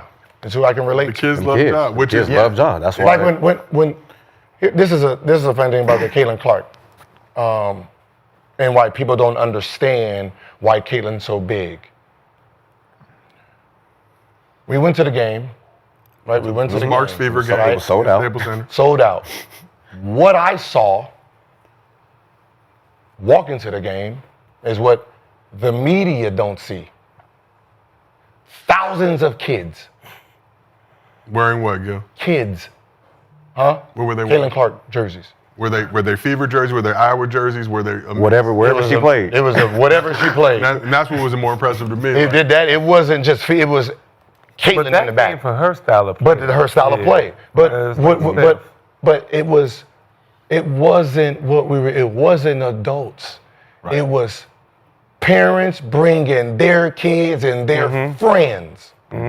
Them seats was kids filled. Right. And that's what they don't understand. They don't grasp that part of it. I don't want to go to the game, but my daughters do. Right. So I got to take them 3 plus they kids. So I got to take their friends. So now I got to, now it's 7 kids that want to TikTok. That's what she has. Wow. You guys are trying to appeal to adults. Her game appeals to the kids. Why do you think she gets so much hate? Adults that have, and this is where people don't, she's not proven yet, because you think that you get things because of stats. Right. Hasn't averaged nothing. You can't tell a 6-year-old that. The 6-year-old don't give a 2 shits. Man. They don't care. They see her all over TikTok. They want to go see her. That's what they care about, right? So the people who've done the leg work, they're like, why is this person getting things that she hasn't worked for? It's the same thing they did to LeBron when he first walked in. Yeah. $100 million out of high school. I know they was. I know they was going crazy on him. Well, his own teammates. It was His own team. Yeah, his own teammates. It was something I studied when I was playing. What makes this 25 points a game That should be your better than this 25 points a game? It's the same 25. That should be your slogan. How is It's he? not the same 25. How is? But That should be your and that's slogan. what- How was he a super mega star, and this guy is nobody, and they're averaging the same? So I had to ask, hey, what makes him more appealing? I studied. And the owner, our owner, after a game, that. he pointed and he said, "Look at him." He said, "Look at him during the game, Yep. waving, shaking hands, eating popcorn. That's it. This is entertainment, Right. Yeah. and he's entertaining I studied. everyone, kissing the baby, shaking the baby. He's doing the fans, people looking, people loving him. See, I think that. yes, I Yes, studied that. it's just like radio more than That should be more your than the slogan, show. like, Going out, going to understand the it now? affiliates and shaking hands and kissing babies, helping in the community, Yeah. doing stuff like that make you more appealing for radio as opposed to just sitting in there making jokes, but getting out, touching people and making a difference, getting people out to vote, sign up with NAACP or whatever, so that, I get it. Yeah, just doing all of the work is that, because now social media is the other half of radio. Yeah. Good. Follow, everybody looking at your following. They don't care how funny you are on stage. How many followers do they have? Well, man. the definition of star change, you talk about that, and I see a lot of, I won't call them internet comedians, but a lot of people who have built their following via social media. You look at somebody like Drewski, incredibly talented, and we're seeing some of his range too, and his ability to ad-lib and do a bunch of different other stuff. But a lot of these people can't do what y'all doing just in terms of being up on the stage and entertaining the crowd. Yeah. Like, you can do it great online, social media, they can put the skits, all that stuff, but that's a more relaxed setting in a vacuum as opposed to somebody like yourself. I got to go in front of thousands of people and get this whole crowd entertained, knowing that if these jokes not hitting, they're going to let me know about it. You are the Yeah, we had to play catch up, Yeah, because Earthquake, myself, Arnez, Jay, Bruce, Don, DC Curry, our era was in the 90s. That's when we all blew up from BET, but internet came out or whatever. We had to play catch up, like, y'all, what, But we had to learn, but the internet comedians, the comedians that blew up from the internet, had to learn how to come on stage and perform. Like, I was the first one to put Desi Banks on stage. I called and said, hey, we having a show in Birmingham. You need to just come and get on stage. I said, you missing money. He drove to Birmingham and walked on, introduced, he came on stage, karaoke night, and now he's selling out shows all over the country. So yeah, to your point, absolutely. Hey, what's Friday freestyling? Like when you said eyes cocked like So we had a script. He used that on me all the time back in the day. Yeah. Eyes cocked like this. Yeah. So you had the base of the script. But Cube was like, okay, here's the script. But I put you in the movie because I want Rickey Smiley. Whatever, put some Rickey Smiley on this script right here. So you add in the jokes, Mississippi Pimp, bitch better have my sweet potato. That's the joke you use on stage or whatever. So you just added the little jokes or whatever during the Santa Claus robbery or what have you. So, but they want you. Ice Cube want your aura, your vibe to be on top of the script. So you add whatever you want to add as long as everybody's lines is not talking over each other. Oh, So, okay. yeah, that's how that worked. Okay. Yeah, what was the whole thing about what Katt was saying about the role, about being last to beat? I auditioned for that. I'm glad that I'm just glad to be in the movie. But when I went out there and auditioned for Friday After Next, I auditioned for Mighty Mike. That's what I went out there and read for. It's on tape. Right. Ice Cube came on and said, yes, Rickey Smiley's telling the truth. This is what he auditioned for, but we decided that this role would be better for him, the Santa Claus. You know, I didn't know what the Santa, because I didn't get to read the whole script. Okay. You just got the sides. I got the sides for Mighty Mike, and I went out there and read for it, and they felt like Katt was better for that role. They said, but we got something else for you. You're not a good fit for this because he's better for that part, but we got this for you, and it worked out perfectly. They was absolutely correct because I just think that my role as a Santa Claus, being skinny at the time, still skinny, but I was super like crackhead and could still run. Medium. That right was funny. yeah. So that's how I end up getting that role. They said, no, we have another role called Santa Claus, and you're gonna be robbing it. And so once they told me about it, and we started shooting, and I kind of really got into the role or whatever, it made sense, and it worked out perfectly. I'm glad that I did have that role because it was simple. It wasn't that many lines. It was physical. Most of the time they had a stunt double. So, but that was really hard. Yeah. Yeah. That Is there another that- Friday coming? Huh? Another Friday coming? It is. I don't think that they. We had Cube on the radio show about 3 weeks ago. I think him and DJ Pooh is writing the script. Shout out DJ Pooh. Yeah, shout out to DJ Pooh. And I'm grateful to Cube for the opportunity because, you know, he put me and Mike Epps, you know, in movies. Because I was really in, what's the movie with Ice Cube and Mike Epps in Miami on the beach? All About the Benjamins. All about the Benjamins. All About the Benjamins. I was in that, but my role was but they rewrote the last part of the movie. And so I ended up on the DVD on the deleted scene. Hey, with Ice Cube and I fighting on the beach. oh shit. Yeah. Still get a got check. paid. Okay. And it was a great experience. He said, I got something else for you. And then Friday After Next game. That's You know, dope. it's so funny since I grew up on comedy. Like that's like that was my thing, right? Like that was my safe haven, just comedy. That's what my style is now. Like all pain, I just try to turn it into comedy. So I grew up watching, all BET, just staying up. So when I heard Katt say it, and I was like, and then I heard you, I was like, oh, they're both right. Yeah. Because if you auditioned and he auditioned last, how would he know who auditioned before him? Right. Right? And then he said that role was meant for me. It actually ended up, yes, you're right. been Because much like sense. when a role fits the person, Right. so he auditioned for it, and we're like, okay, we like you at this role. And then he came along, and he looked at that role, and he brung his style in that role, and they're like, okay, you are Money Mike. Like how I wrote Money Mike, you fitted perfect. Right. Yeah. And since we promised you, we gonna put you somewhere else. You can That's really what happened. and that's it made sense because that's his style. So so when I'm looking at the interview, I'm like, what's so funny is they're nothing wrong both with right. that. He went out for the audition. It was probably his, and then he came in with a better Money Mike. Yeah. I don't know if it was mine. Because somebody probably I remember auditioning for that, and I felt like when I walked out of the audition, I didn't feel like I killed it. I feel like it was just okay or whatever. But maybe since I'm Rickey Smiley, the host of BET Comedy or something, might give it to that they might like. But when they called back and said we have something else for you, I knew that was Q looking out, and the way whoever made that decision was the best decision, and I'm grateful to this day because that is a historical movie. And I'm in the first damn scene. For real. I'll never forget. You remember when the Santa Claus ran? He got chopped by the clothesline. Yeah. On that ground, that was a stunt double, but I had to pick up on the ground why it was maggots in the dirt. Well, that's Oh shit.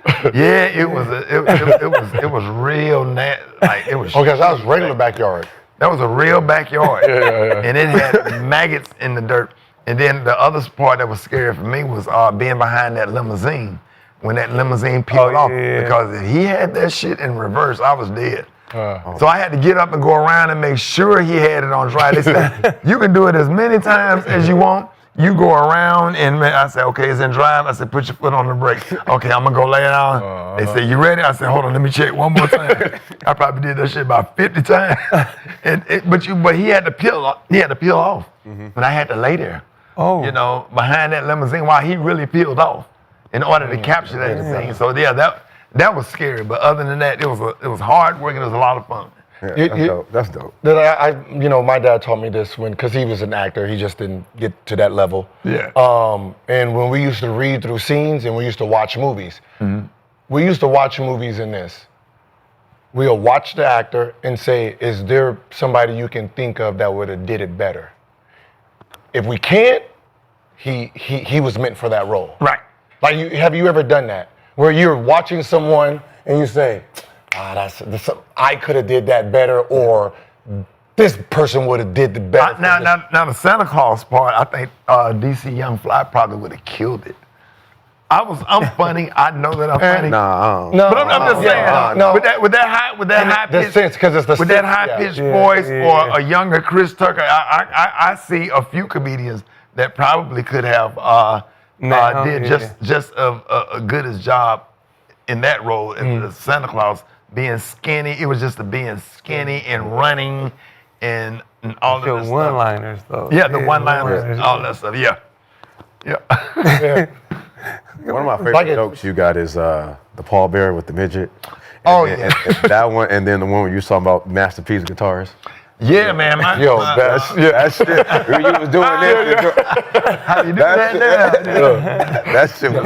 Yeah, this new comedy special is gonna be funny. It comes out Friday. Yeah. Okay. Comes out on Hulu. So Foolish coming out on Hulu Foolish Friday, coming May out. 30th. Yeah, May the 30th, man. I think this is your first comedy special in like In a 12 decade. years. Okay, over a decade. 12 years. Yeah, the last special I did was on BET. The thing about it is, I got comfortable in radio, raising kids. I was fine. I'm good, or whatever. And then the younger comedians start coming. So kind of sit back, let them shine. I was still performing. I was still doing the comedy clubs and the theaters, but it wasn't no big push for me to go out and do comedy specials because they're not easy to do. You have to go on the road and develop that material. Right. You got to go all over the country and shoot and get used to all of these gyms and different arenas that you're shooting in order so when the championship comes, you can ball out anywhere.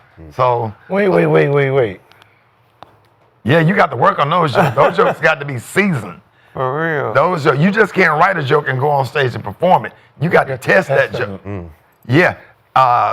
You have to test that joke out, man. You got to get your ass in those comedy clubs and do those 3 shows. That's the only thing I've never asked. Go? Huh? Have you tested something out and then go and like? Yeah, that's the purpose of the comedy club. That midnight show with 13 people in the audience. That's when you pull out all your stuff. Say, okay, let me try this joke or whatever. Don't buy bacon from Dollar Tree. I bought some bacon from the Dollar Tree, and my neck went turn. See how it just come out of nowhere? Yeah, you just Bought some bacon from the Dollar Tree. Yeah, my neck went turn. All that shit, man. But you have to work that material out and get it tight. And sometimes, man, you can't sit up and write a joke. Sometimes testing out on stage, you end up saying something to add to the joke that you never would have thought of if you were just sitting at home at your kitchen table writing the joke. You got to go out there and test that joke. Is that okay? Is that harder to do today because of camera phones or because you guys probably tell It is people harder. because if you're trying to work on your jokes and they're recording like this nigga ain't funny, like that kind of. Yeah, you be skeptical about doing the joke and say I want to save it because if you're getting ready to shoot a special, man, you got to make sure ain't nobody in there. Be one person on Facebook Live and they got 2 followers. Yeah. And they filmed the whole show and got the whole area lit up. Get on my nerves. So Ricky, we know you got a flight to catch right now. Yeah. So we want to go ahead and Oh, is that what time? It's already. It's Oh, time damn. to do it. Yeah.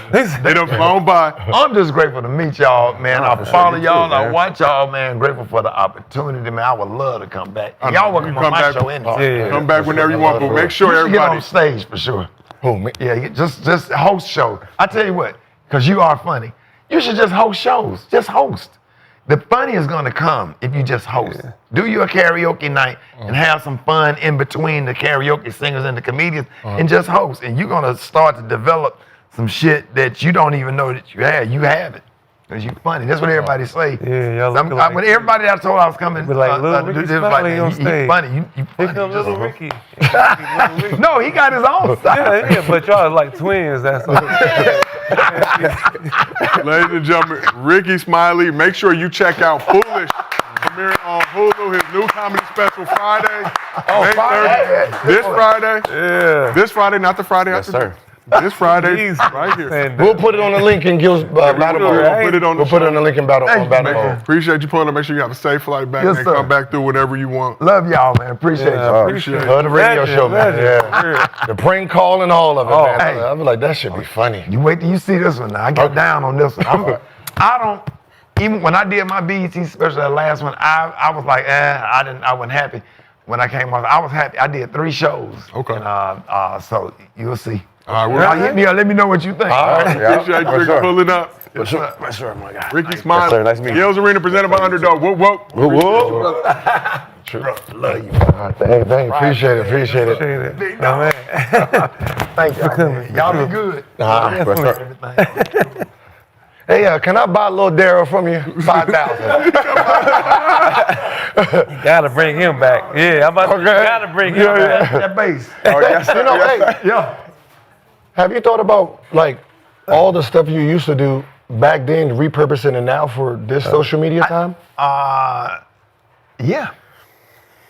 That whole catalog back then, that's today. You can go viral today. Cartoon too. Yeah, the little Daryl, all that little Daryl stuff, that goes on TikTok and all social media today. Yeah. Somebody did little Daryl with the little babies. Uh-huh. Yeah. So yeah, I'm working on some stuff. Okay. Yeah. Do your dang. All right, Good luck, safe flight. Yes, sir.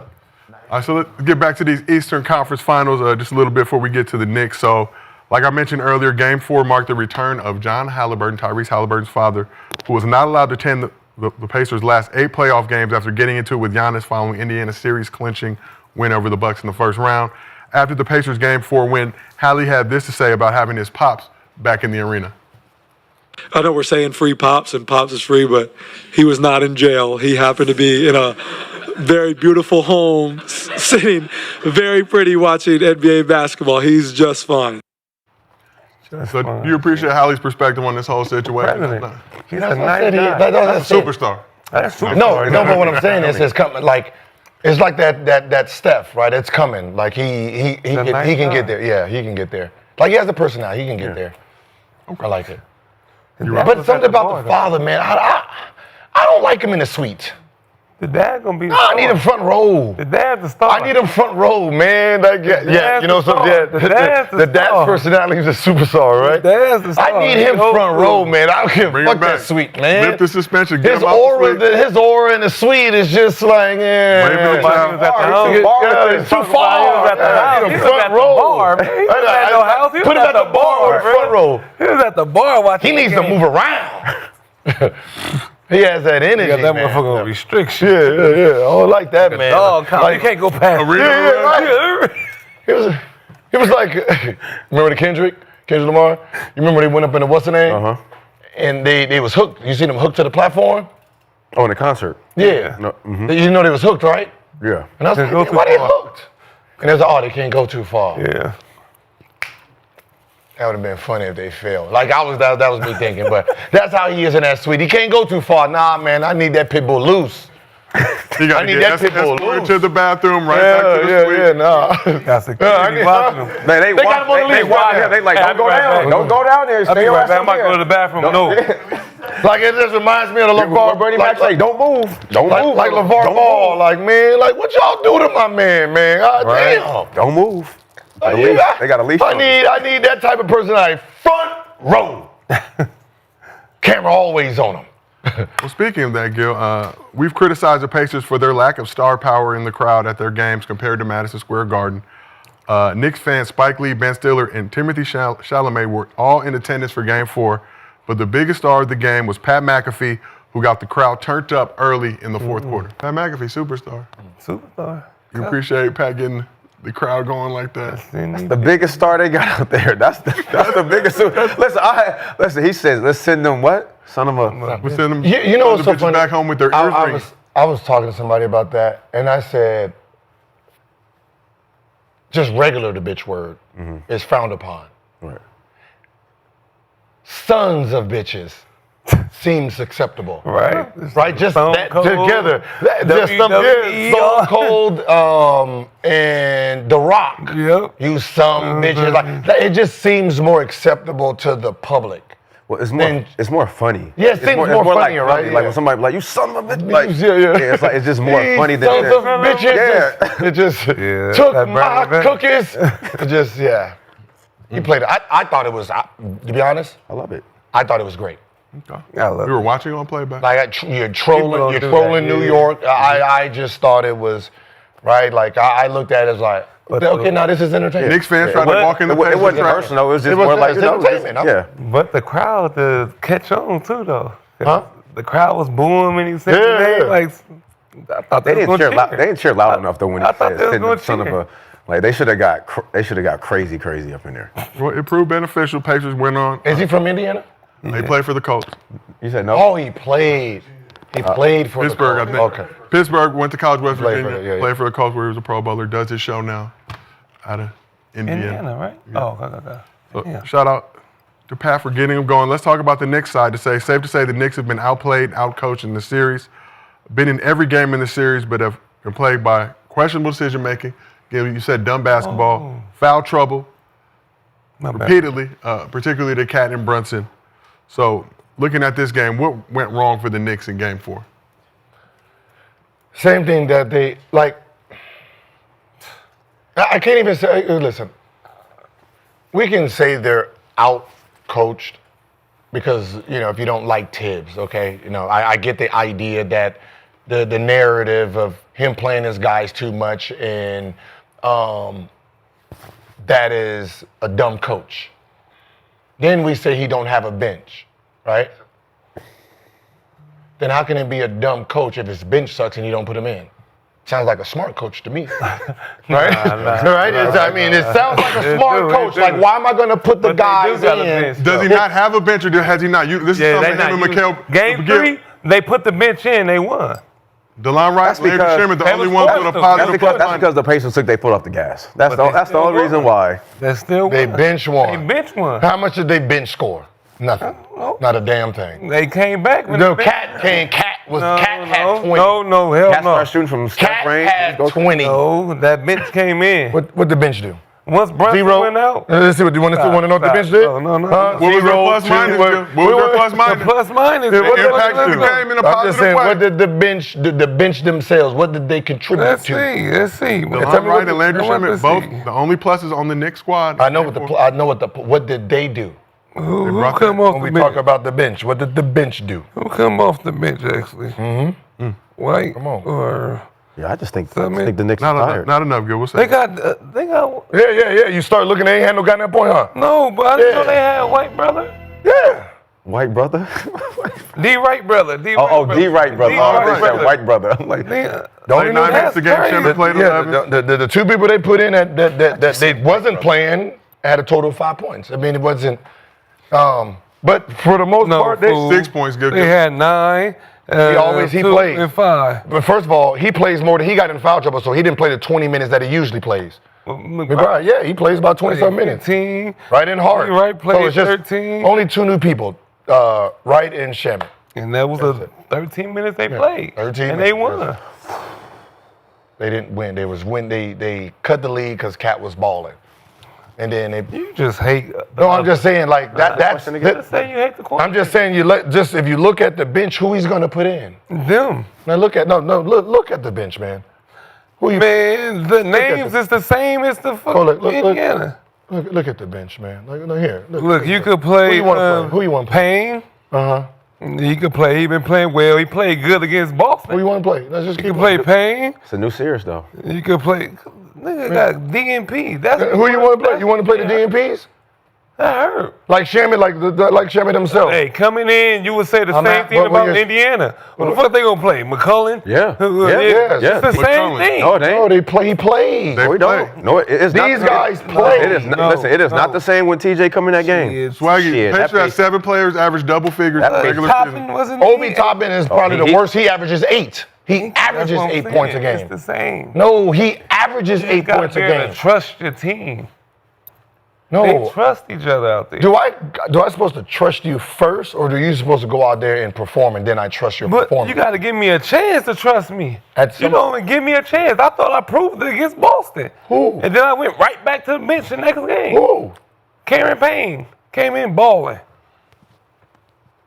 Like, why am I here? Just to sit? You're talking about one person. We're saying trust your bench. We look at the bench as But a whole. you got to give them a We look at chance. the bench as a whole. The bench they're not. You got They're not a. chance. This is not Boston. This ain't shit. Even Indiana at this But, point. you know, They don't have enough players on the bench that the can guys come don't in have to and average- sustain Yes. the lead. Right? This is not Golden State 2015. Nobody We're- bench like that. But I'm just saying, so when you say play the bench, and we look at the bench and we're like, all right, who are we going to give 20 minutes to, and they're going to go out there and produce? you could give them 15 something. Give them something. You think never Knicks know got a what better can bench? happen. That's what I said. You think never Knicks got a know. better bench than the Pacers? Who? You think the Knicks have a better bench than the Pacers? I think it's about the same. Bench, Knicks. Yeah. What's his name, Matherin? So McBride is the number 1 player off the bench, right? He averages 6. Topin averages 8, and he's at the bottom of the bench. Not the number 1 bench player. He's damn near the worst bench player. He averages 8. They got guys who play 12 minutes, had 20 points. You know what I mean? He's damn near should be a starter, but he's coming off the bench. It's just a team like so. What I'm saying is, I can't say they're being out coached. I can say, if I was coaching, one adjustment that I would have is this: I wouldn't let Brunson bring the ball up. Yep. I wouldn't let him bring the ball up. He hurts. It's not a good or bad. It's not a good or bad thing. It's just his style. The reason they can't get fast breaks is because he's not a fast break guard. That he's not a fast break guard. He is not getting in and trying to get off the break and do something. He's going to bring the ball up, slow it up to do his thing. So that's where McBride comes from. When we get it, you take off. You try to get a fast break, and then if not, give it in the half court to him. There's just some players that are just not fast break players. It's just not their style of pushing the break. So I would change just that little part of it because, we get the rebound, we give it to Brunson. Brunson's never going to be in full speed trying to make a layup, so he's going to lollygag up the court. By the time he does get to, get there, it's about 17 seconds, does his first pick and roll or get that, now you're looking at 12-5. Like now you're a one-shot team unless y'all get an offensive rebound. But there's not going to be 4 or 5 swings in that motion because of the style you play. Because you're giving it to your best player first. Early, right? But other than that, man, it's Shit, Josh Man, you Hart. got Josh PJ Hart has Tucker some on that crazy. bench. They just Josh played Hart has dumb. some crazy turnovers they yesterday. just play dumb. You got PJ Tucker on that bench too. Even though Josh Hart had 12 and 11, them 5 turnovers yesterday, fouling out. And you realize how small they is when you PJ go to that McCollum's hole over and there Josh Hart right locking that there. shit That's up. easy lay. I could dunk that. It's dumb. I just never say. It's just some things that they do. It's like they kill themselves because it's like just random passes for no reason, just predetermined. Like it's swinging it here. Like I'm the shooter, but I want to make an extra pass, and they're reading that because you didn't even look at the rim on it. You're just going along. That ball gets stolen. They're going in the.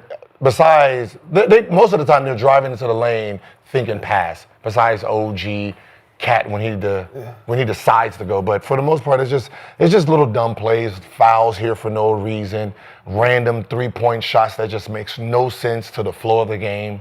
To be honest, they ain't supposed to be here anyway. Knicks are not supposed to be here. Like that roster. I just think it's the pace, man. I just think it's just Pacers pace. It's just too fast. And then like what Gil said about Jalen Brunson bringing the ball up. Once he brings the ball up, it's already almost 17, 15 seconds on the shot clock. He's still dribbling. So we talked about this earlier. They've been doing that all year, though, right? But with the Knicks, I mean, they'll probably win Game 5, but I don't see this thing going past Game 6.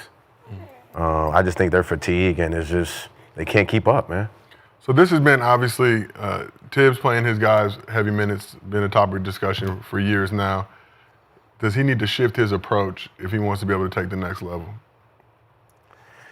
Tibbs think it's 08 with the Celtics. And that's been his thing. I mean, it's not anything new. We talk about it every year. Them days is over. To give Tibbs credit, he's like the best with small guards, I think.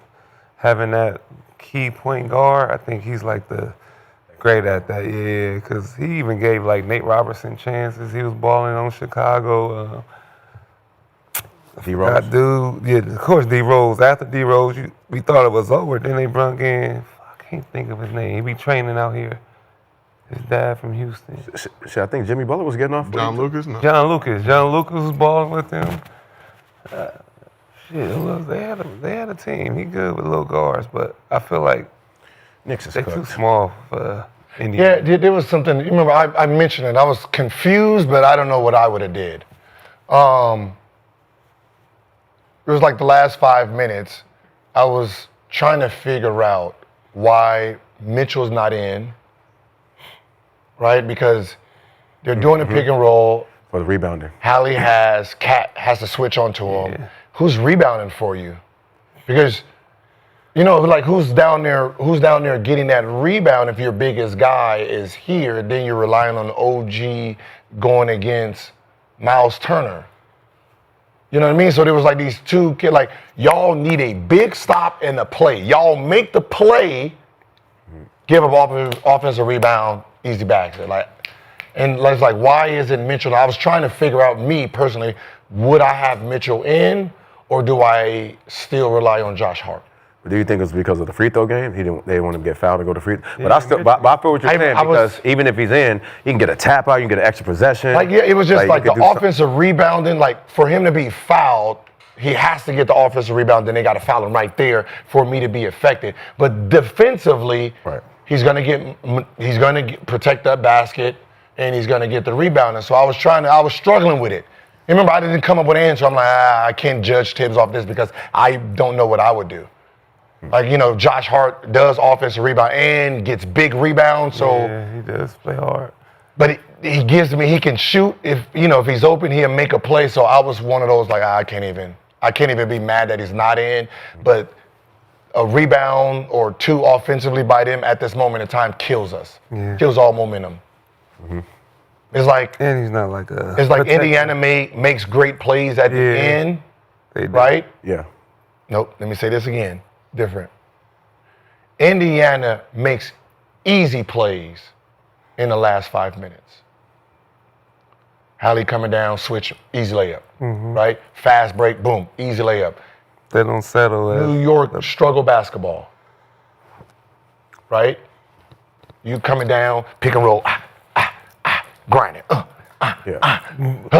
it's been working though. It's been working. They come down, one pass, lay. It worked. Right, but that's what I said, one pass, lay. But think about like the grind, poop, poop, poop, easy lay. Like it was like, Jesus Christ, y'all. No, it's just the style. But it's a bad. Like I just seen like how they do a pick and roll and then straight line layup. And then you come down there, dribble, beat him up, boom, swing, turn, half a lay. Cool, huh? Pick and roll, he takes him off the dribble, lay. I'm like, Jesus Christ. You gotta think. It's a bucket to bucket, but New York, it looks like if you miss one, game over. Because it seems like what they're doing is so fucking nonchalant and easy. Yeah, easy. It's heartbreaking when you miss. Yeah. I mean, yeah. That's why you need to settle like. That's why it's important, man. I mean, I still think as much as people love scorers and point guards that can score, you still need a floor general. Yeah.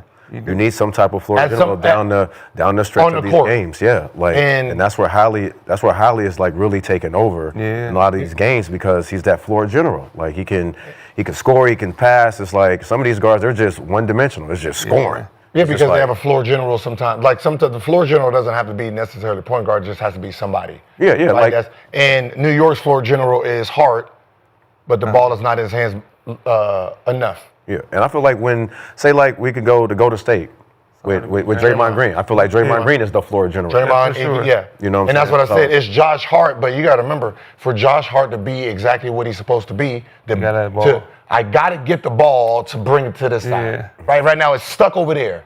I need to get it to this side. You backdoor, you hand off, we manipulate. You got to let he's the floor general. He's the guy that's supposed to glue it all together. Can you? Brunson needs. I'm gonna show y'all something that I look at basketball. That's why, like, if I watch a game and you watch a game with me, you'll hate it because I won't finish a game because I'm gonna be rewinding, looking at body. Can you go back to that highlight you played? I want the very last moment. You like to study. I want you to go to the last moment. Go to the last moment. I want y'all to see something, and I'm gonna say. At first, I had Knicks winning the next game, but I'm gonna show you one player I'm going to ask you that, Gil. that might not show up. Oh God. I'm gonna say he's gonna give up the game. He's gonna be out there in ass mode. Keep going, keep going. Bucket. And while we do this, download the Underdog app, use promo code, Okay. get up to $1,000 of bonus. All right, rewind just a little bit. Rewind just a little bit.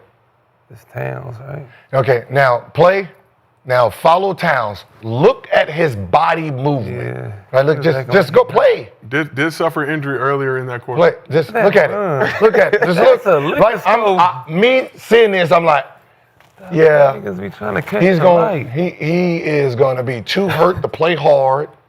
He's not gonna fully say, I can't play. That's a possibility.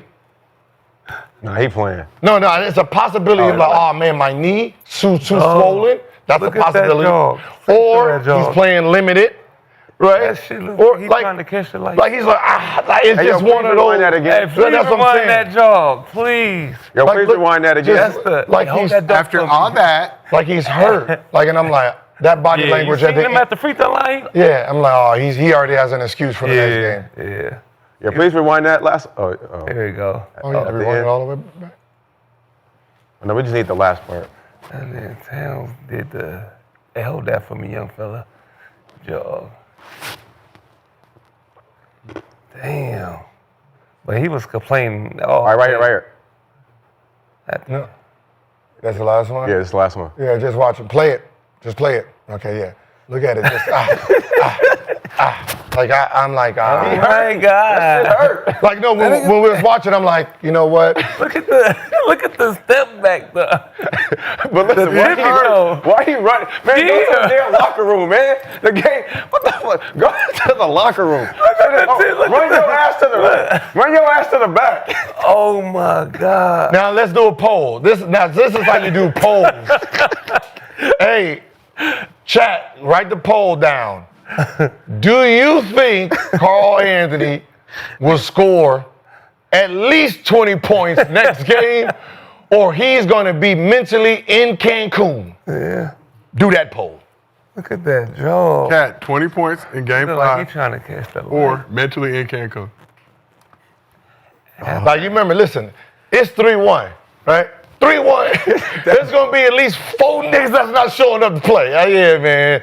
You know, the energy, the energy it takes to come back and make this a game 7 when I can just not play today and be on vacation tomorrow.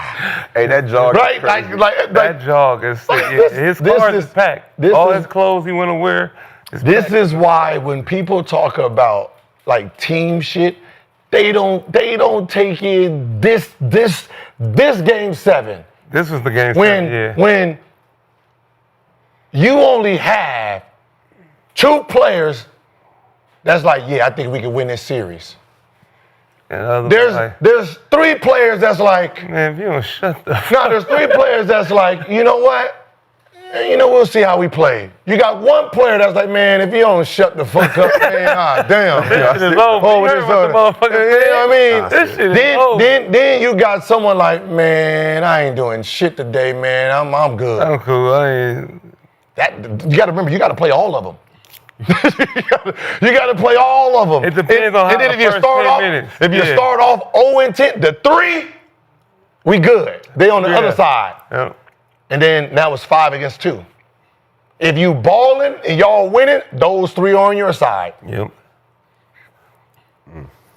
And that's how the locker room works, man. Everybody in that motherfucker ain't on the same page of winning. There's just an accepting and coming along with you because y'all in this position. But I can tell you right now, 1, 2, 3 Cancun is for you know the story. Yes. 1, 2, 3 Cancun. Right? Ready to go. I'm ready to go. Fuck this. Don't expect me to do shit. But this was a different time, Cancun, a different No. vacation destination. When we was down 3-0, much more my elusive shit and was packed. luxurious. Man, what's that again? But I'm just saying, Yeah, but no, I'm fucking the with you. thought process where the person who said it thought everybody was on the same page. Fuck this game. And you got niggas like, wait, what you talking about? We trying to We win. ain't got a chance, man. Yeah. It's over. So, Gil, we asked the chat per your request, will Katt score 20 points next game? 37% said yes. Okay. 63% said he's mentally in Cancun already. Shout out to our chat and for that. after all that, you see, All that. all that. Why would you think I would be in Cancun? Cancun. Nigga, you got a tan line. Already. Wow. You got a tan line already, bro. Like you already been in the sun. Well, Hey, baby, you booked that room, you booked that hotel for us, right? speaking of Katt, let's go back to an interesting moment during the game, late in the third quarter while Katt was at the free throw line. A Pacers fan did this. Carl Anthony Towns at the line now for number 8 and Why can't we hear that two though? main guys. How loud they Yeah, turn the audio Missed up. that ball, huh? So for those, the hearing impaired, a fan What? chanted out, meow, meow, meow. While it's unclear if the meow, meow, meow was the reason Katt missed the free throw, did prove to be a solid distraction. So it brings me to my next question for you gentlemen. What's the funniest thing you heard while at the free throw line? Damn. I don't know. What That you feel comfortable sharing with Gil's Arena presented by Underdog Whoop Whoop? Andre Blatch checked in? When Andre Blatch checked in? Yeah. And Paul Pierce? Yeah. Like, who is you? Who is you? I don't even know you. Turn around. Was he on the scout? Was he on the scout report? He said, yo, Scott, turn around. Let me see the back of your name when you're journey. Did he turn around? Yeah. Yeah. He did turn around and show him the back. Yeah, that's when I was think I was a it's rookie. probably at the Drew League when you're playing in the summertime. That's Oh, yeah, that's McGill the missed most. our free throws for the playoff, and Brandon was like this. And was like, But I already missed it. no. I already fuck missed that. it, so it didn't matter. It is. That was our chance to go to the championship. Yep, that was in the Drew. That was your only. Semifinals, we losing to regular niggas in the streets. Regular niggas, it's me and you. I got a 3-time, 4-time All-Star on my team. And he looking for me to shoot the ball for the end. No, I gave it right back to your ass. Realistic. This is gonna happen in the game, right? Don't give it to me here. Nah. Get this your team. This is most wanted, goddammit. I already been that. I'm trying to shake that. I'm trying to shake that name, goddammit. As soon as I got the jersey, most wanted. Oh my God. Why can't I be like that? Shit, the running rebels sound a lot better than this. Just gonna keep reminding me, huh? Just can't run from it, The huh? free throw line. Yeah, mine was in Indiana, man. Yeah. Yeah, mine was in Indiana. You've dealt with Pacers fans before. Yeah, Gil. I dealt They with can be them. Yeah, they was quite the very- trolls. It was very clever. What they do? Did they grab you like this? Or was No, they didn't grab me like that. One grabbed the other one like that, and they mimicked what was supposed to be going on in the bedroom between, Wow. you know, I wasn't there. Shaq and what's the name and Oh, Your I what's remember his that. I remember that. yeah. But you were there for that? It was, We don't talk basically about one was Shaq We and don't one talk was about that type. one was the baby mama, and We don't talk about that type. they was doing the motion of the bedroom. I can tell you this though, it worked. If you thought I missed the LeBron free throws bad, imagine hitting the side of the backboard at the free throw line. Hey, he's no longer with us. He was no longer with us. He was no longer with us. Imagine going through your No longer routine. with us.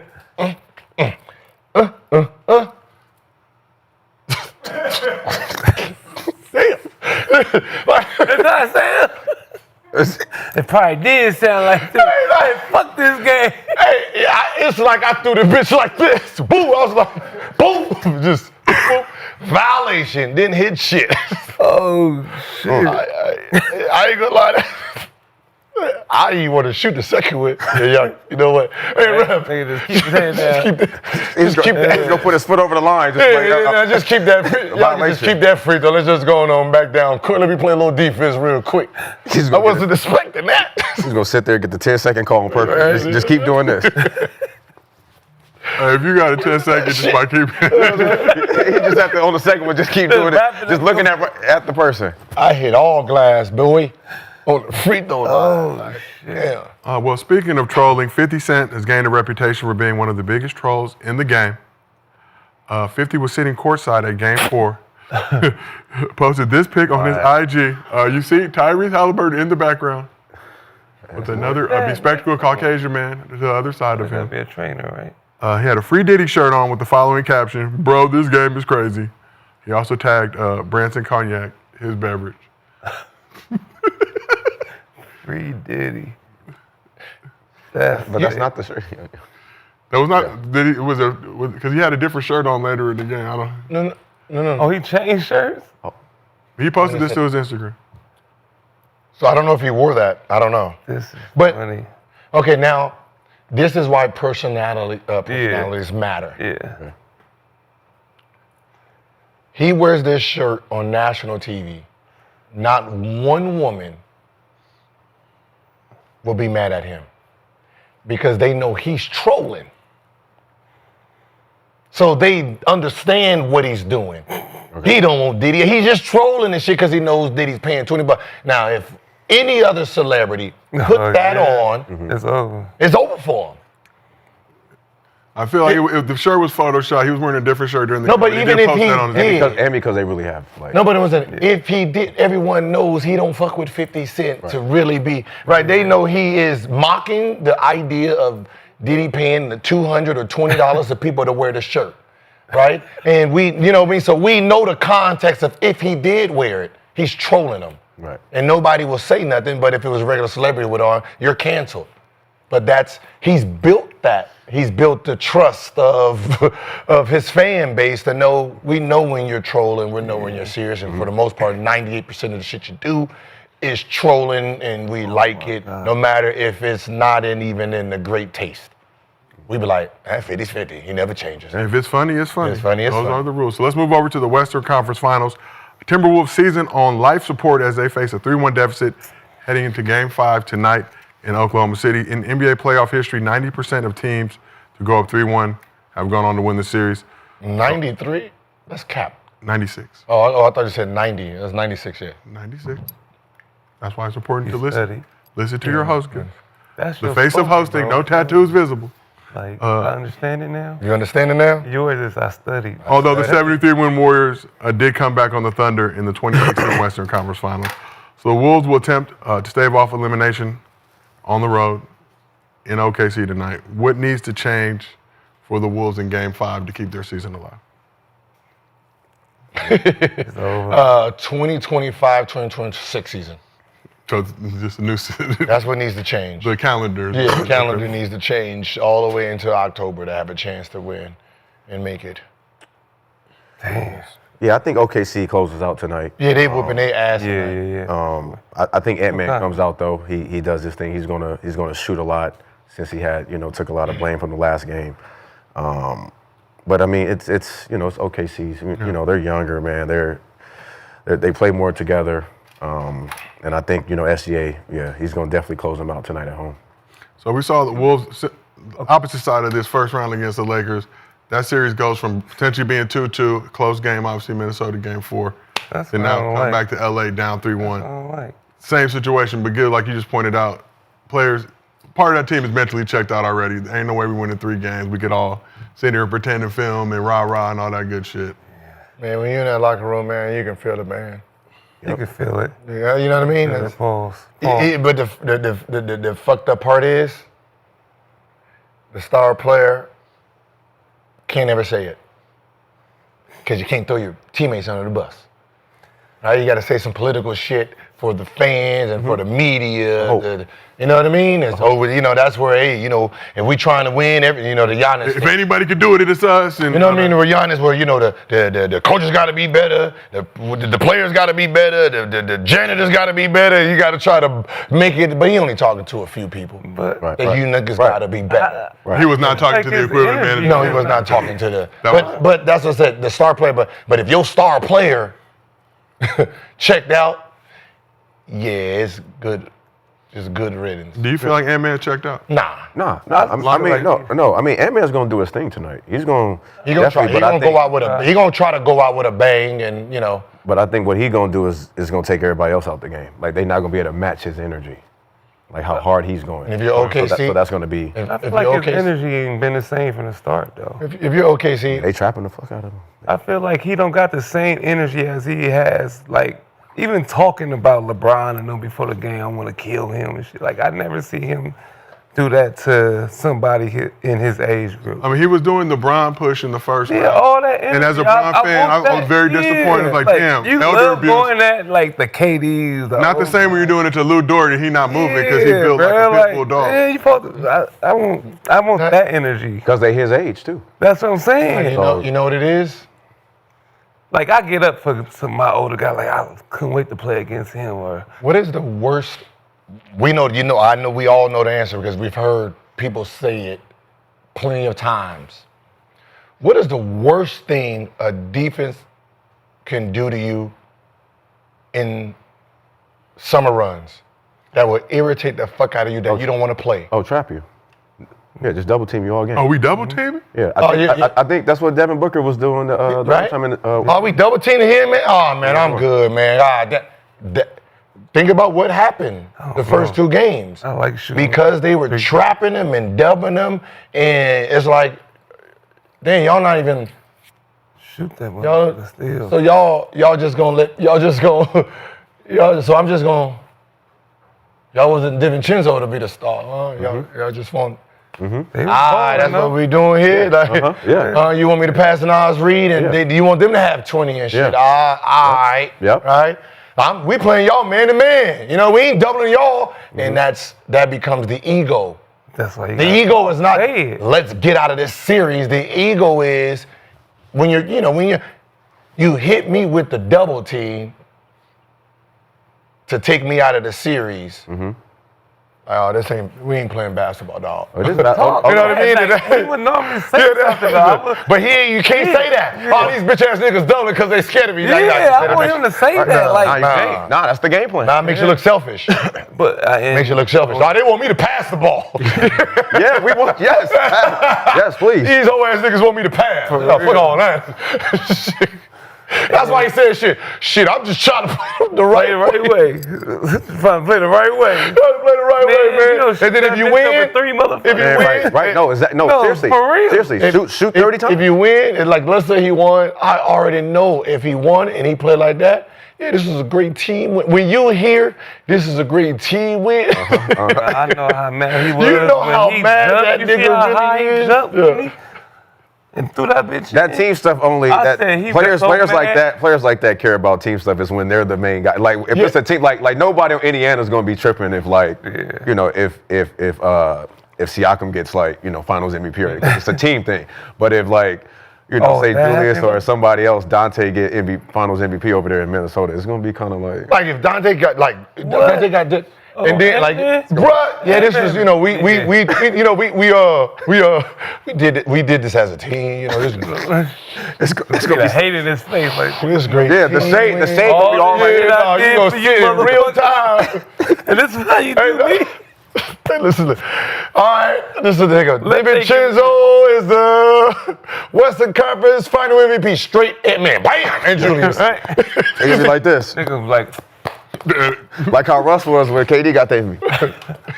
All right, Staring right at the top. mine next. I don't like this shit. I don't like this shit at all. I miss watching Thunder games with Russ and KD and the little subtle shit that they would do. I don't give a fuck. When people be talking up here talking about that team, I'm looking up this stuff like Hallie can say because he had 30. Like his shit matches. Yeah. This is a great team win. Yeah. When a motherfucker done had 5, he averages 30, and the team won. But you He having ain't your happy. best 2 games. He ain't happy. I don't give a fuck what comes out his mouth. Yeah. It is. They supposed to win that one. You know, this is when you do it. When they telling you it's a great team win, but they still reading the stat sheet. Right? Like, It's like being at an award show and you don't win the award and they cut the camera right to you. To the It is a person who great lost. team win, man. We both out there. We passed the ball around a lot. Yeah, you know, everybody did their part.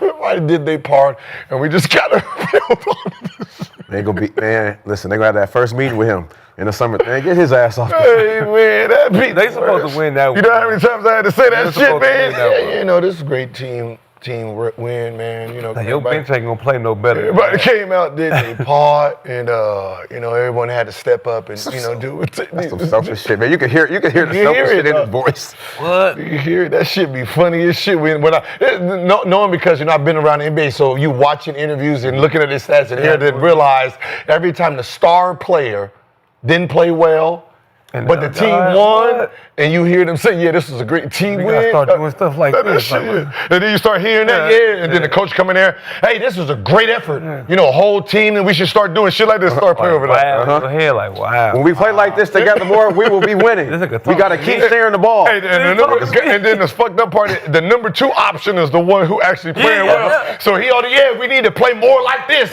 I'm telling y'all. Run the listen, offense through me. Yeah, listen, I'm telling y'all, if what's name get the ball off the ball, we all gonna have Yeah, a we chance get to off win the this ball. thing. Everybody, You know what I'm we saying? You gotta eating move it good. around, yeah. Yep. All right, well, hate that. let's shift over They to start the clicking Thunder up and side. shit. Thunder a game away Gotta invite from you reaching out. the NBA Finals, SGA. SGA. Regular season MVP, playing at the MVP level this postseason. So during Inside the NBA's pregame show Tuesday night, Charles Barkley made some interesting comments about the face of the league debate. Let's take a listen. OKC is the best team in the NBA. I've been telling y'all that for 2 months. Hey, ESPN, I love you guys. Don't try to make Anthony Edwards the face of the NBA. The face of the NBA is Shai Gilgeous-Alexander, Joker, and Giannis. You can't give it to people. They have to take it. And Shai Gilgeous-Alexander is taking it. Okay, she. Let's. Yeah. Well, You just said that, then you're giving it. now let's play a game of facts. What and I'm saying is he's telling you're giving it to someone, and they're not the Yeah. face of the NBA right now. Contradiction. Let's man. play a game of facts or cap. SGA is taking over as the face of the NBA. Facts or cap? Let's start with you, Mr. B. Cap. And why do you say cap, sir? Just like what Gil was saying earlier, it's he's not there yet, as far as the superstar but he's headed in the right direction. But I mean, this is the first time we're able to see him this late into the season. So if he's able to get to the finals and win it, then you can go into the summer and then maybe coming into next year. But it's the first time we're able to see him in this type of situation right now. Move over to Swaggy. Again, bringing your championship experience to the couch. Tim Duncan jersey you got at a flea market. The face? No. The face, I would say Cap right now. He don't got the machine behind him. I think all that goes in together, shoes, or just your personality, a little too laid back. But he's a great athlete. But you do need that machine behind you. Shoes matter in this game too. He got the aura though. Yeah, Like you know what I'm He saying? got Married, swag. like you know what I'm saying? Like, he Married, got swag. Like he has the best. So if we're looking at the face of the NBA blueprint, he checks every box. He checks every box, right? It's just that the one thing that he's lacking is the market. Yeah, that's Right. right. That's the market is that. market Can you is be big. bigger? You look at a guy like Giannis. Can you be bigger than your market? Joker also named. But by then, Chuck. then you're gonna need you're gonna need a great marketing team to market you. But when you're talking about like, he does have the cadence, the talk. Yep. Like he has it. He is a superstar that is sitting there waiting for his name to be called. Yeah. Everybody else needs, like, if he just moved to a different city, he don't need to win. He will be labeled a superstar because his jersey sales gonna go like think of it like this. Removing Luka from Dallas, how much did it change? He goes from 3-4 jersey sales to jump LeBron just by moving cities. That is a thing. right? You're going to be more recognized. You know what I mean? So with him, he's going to need winning. But here's my question. When we talk about small markets, who is the biggest superstar that was a superstar coming from a small market? Was it Steph? No, California. It's Golden State.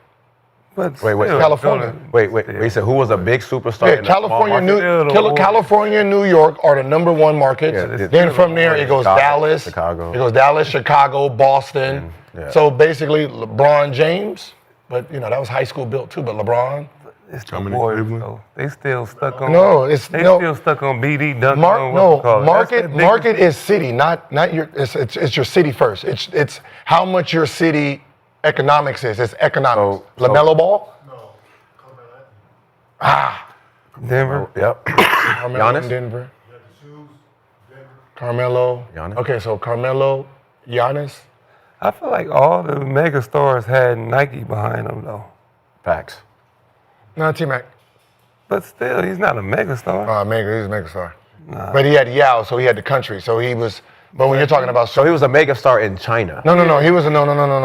That nigga He was a was mega my star favorite here player, too. but no, not like how Kobe in them was. When he was in when he was in Houston, because Houston is it's a second tier market. Okay. So Houston, Boston, Chicago, Miami, Dallas.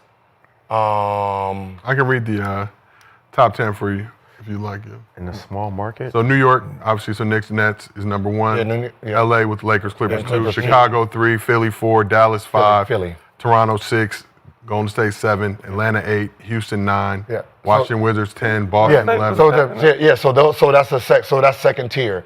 So I'm trying to Kyrie. No. So I'm trying to say Thank you. who became big outside. What's so funny is, and this is, Shit. I had to look. Cleveland considered a medium No. size market. I had to look this up. I had to look it up. Shout out When to you. someone said Kyrie, I don't know if anybody noticed when Kyrie went to Boston, whatever shoes he came out with then is the ones that Bumped up.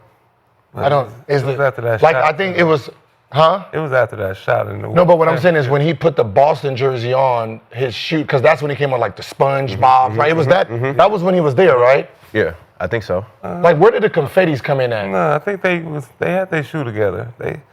I don't know if the LeBron and Kyrie had a. No, I had to shoe together, but Yeah. the number one, where did the confetti, when he came out with the confettis and the SpongeBobs, what team was he on? I think that was. Because it was, somebody was like, it was like the summer of the 3s and the 4s. It was in Boston. That's when his shoe skyrocketed because Yeah, and then he jumped somebody in Nike because he was right up there. he jumped. Yeah, that's what I said. That's when he jumped. Yeah, he was right. I think he But jumped. but it was he had the Boston jersey on. It Yeah. wasn't the Cleveland jersey. Yeah, like he was But like still, almost number it one was- in shoe selling. It was next to LeBron. It was I know, Cleveland, I they know, won the but championship. it Just was- like this, but it was after he left. Winning, if he continue winning at OKC, Yeah, would you he'll say be Dame? like Steph? Yeah, would you put Dame in that? What? Dame, small market, Small market. Portland, Yeah. super like you know. He was a small market guy, he had that argument too. Like I'm doing all of this, man, and y'all ain't even. So, but you look at Shea, OKC, 26 out of 28 markets, so third smallest market. Stop saying you can be a superstar in any market because of social media. No, It's not a real thing. no, that's facts. I mean that's. Can depending on I can their show you. I personality. can show you today So why can't a shoe so why can't- contract that was given to my son today, 2025. A shoe contract that has bonuses in certain teams. I had it in mine, so. You had it in yours 2025 Right. today. No, I'm saying yeah, but I get it. No, I hear you. Just he got his base contract. If he gets drafted by New York or Brooklyn, contract bonus skyrockets. Yeah, we LA, know that. Lakers or Clippers skyrockets. Then there's a big ass drop for the next 8 middle teams. Right? You get a little bonus, like let's say 50,000. Let's say $1 million for the other 4, 50,000 for these. That's Chicago, Boston, what's the name? You get extra bonus per year. Just being there. Everything else, no bonus on the other cities. That's a shoe contract. But that's starting up. But if you're in a small market, you can make yourself popular too, though. You can make yourself popular, but when we're talking about mega stars, like it's like if we're talking about through history, like it's a hard thing. It's not like I'm saying it ain't the 2000s no more, but you got a 3-time MVP, can't sell jerseys, can't sell shoes. You don't talk about them. So my question for you is, Ja Morant plays in the smallest TV market in the league. How impressive is what he's been able to do in terms of his star power? It's the kids. Considering He that has the Memphis, kids. And he athletic. The kids. It's Memphis him. smallest market in the league. So what happens? appearances, So think dunking about on it. motherfuckers. Like Luka, what happens if he jumps to Brooklyn or Clippers? But It's a whole different animal. But if Ja was OKC, like winning in the finals, Ja would have been this shit would have been out of here. Without the trouble? If he'd have made it to the finals Without the with trouble? Memphis, Right. Without the trouble. Oh, yeah, without the trouble. Even Yeah, with yeah. the trouble Can I ask now, you if this? you go- Well, yeah, I- yeah, some of the. yeah. But Who's bigger right now? Okay. say- The fact that you got to think about it. you talking about then Ja? No, Shea or Ja? Oh, I'm still saying Ja. Okay. Right now, I'm gonna roll with Ja just because. one is gonna I'm going with won an Shea. MVP, I'm one is going gonna with win a Shea. Finals MVP. I'm going with Shea. But right now, I guarantee you, if Ja did something right now, he would be trending way more than Shea. So before playoffs, I seen baseball. Kids love Shea now. I hey, ain't listen, gonna lie. I seen They starting to like him. I seen baseball Yeah, throw the that's- grenade. That's all gone. Baseball. But Wait the till more football you season. see, They're gonna be throwing the that. more you see, I mean, football. we'll find out because I feel like it's going to change the next 12 months. But top selling NBA jerseys, this is the April 2025 report. So before playoffs got in full swing, Ja was 8th, Shea was 9th. It'll change. Nike neither are Adidas. I mean, he Not got on Converse. what I'm saying is, Converse. They're dropping the ball. You supposed to have his shoes out now. He got They a out, lot they out, of. they out. he- Size 14, They're not. They're Converse. out. If you're They are watching. out. His shoes are out. No, they're They're not. out. got They a don't lot- come out until next year. No, They're out. no, When they they're out. drop. They dropped around All-Star. Man, Yeah, the they fact that they y'all showed both- the picture. The fact that y'all They both just showed the arguing on picture. it I is the looked it point. up. The fact I that was y'all trying to both get him. arguing about it just makes no, sense. they just did the shoe thing at All-Star Weekend, right? But that was to show you his shoe. His shoe don't just come to- out till November or something like that. That's why I said Oh. it depends. They ain't got the machine. Like I mean, you're supposed to have Converse is the- different I mean, color it's Nike. shoes out. Oh, fall 2025. See? Oh, damn. Yeah, they was doing all that Converse. promotion that early. Yeah, who does that? An album, when they want an album or a movie. Like it's just Like it would have. like- Well, how many shoes you have drop right now if you was in the final? that was it. What? Yeah. If he Motherfucker, every round. Thank you. Like Round Every color. round. But see, look, you gotta remember, I'm coming from Hollywood, yeah. right? And because I study like what makes people, what's the name, I understand. So I talk to the coach, I talk to PR people. Like I understand the entertainment standpoint. Say your So mind. like this next game, this closeout game, I have a chance to win MVP, right? Or Finals MVP. I will be getting it tonight, right? I would have Converse make What? 20,000 shirts on the seats that says Finals MVP. Shea, 20,000. I will roll the dice. Western Conference Finals. Western Conference Finals. Yeah. I will, or my face. I had mask. Right. Halloween, we Something. played on Halloween. I had 20,000 masks of my face in the crowds. And you got people sitting there like that with me on it. Yeah. Going out trick-or-treating. That's how I sold myself like smart. that. That's smart. Going out. Game 1 playoffs, free beer for everyone. You pay for the beer gift. Shoes. I did the shoe sale, the shoe thing. Like Yeah. I did that stuff to try to get into the next level. And that's what I'm saying. Like with Shea, you're at the point where you're at the level where you're MVP. I'm trying to get my name up there. You're winning. You're gonna win. Right. You got a 90% chance of winning a championship. You got a 100% chance of winning the finals or the Western Conference Finals MVP. You gotta do the promotion part of it. You gotta play Man. the game, and the game is marketing. Marketing. The game is You got to take the Yeah. Kai Cenat stuff what I'm right saying. now, where You gotta pop up on one of their streams. I mean, listen, I'm having fans running on the court. Listen, if I'm SGA after I win, I'm going on Kai Cenat. That's what I'm saying. On the street. With the trophy and with my team. We've seen KD become a superstar in OKC. We've seen Russ become That's a what superstar in you got OKC. to So it's not chance. unprecedented, Well, even in that small market. Yeah, but KD was already a superstar before. High school, he like came out of high high school, like you know, College. college. I just got like playing Cindy in Melo. Texas, Like yeah. Cindy Melo, he's coming into the NBA as a superstar. Okay. The one last Russ. thing. Huh? Russ, though. Russ was still a little underrated. I mean, Yeah, I'm about to say, I used to say it. I said, damn, this is what I said. And I'm going to tell you why Russ, and when you talk about, this ain't the 2000s. Yeah. If Russ was in LA or New York and averaged a triple-double for 3 straight seasons, he's God. But because he was in a small market, he's padding his stats. That's what you do to a small market player. A big market player, you ain't doing that shit to a big market player. That's Superman God in a big market. Do you feel like that's what's with Giannis' situation right now, right? Where he's at, you think he's starting to get into that type of situation too? I can tell you this. I can tell. If he was in Philly, but if he was in any top tier market and with these numbers, and all the accolades he has. all the accolades and just the numbers themselves, he would have probably had more MVPs.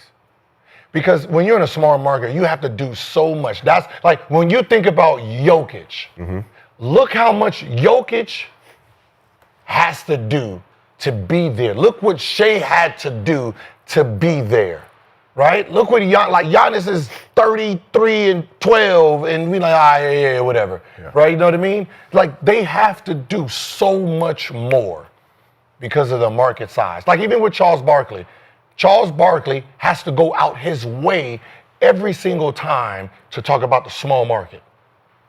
He never played in a small market. Well, I mean, Phoenix is a small market. Is it really? Kinda. It was kind of like, but it was back in a the day. popular. They It always- was they always- they always- a popular. It was a always popular on TV. team. But it was a popular team. But They got but the jerseys. but somebody like him, you never played in a small market. But what is your angle for you to always talk about small markets to keep pushing it when your check is built on talking about big markets? That 100 million you're getting is because of the algorithm.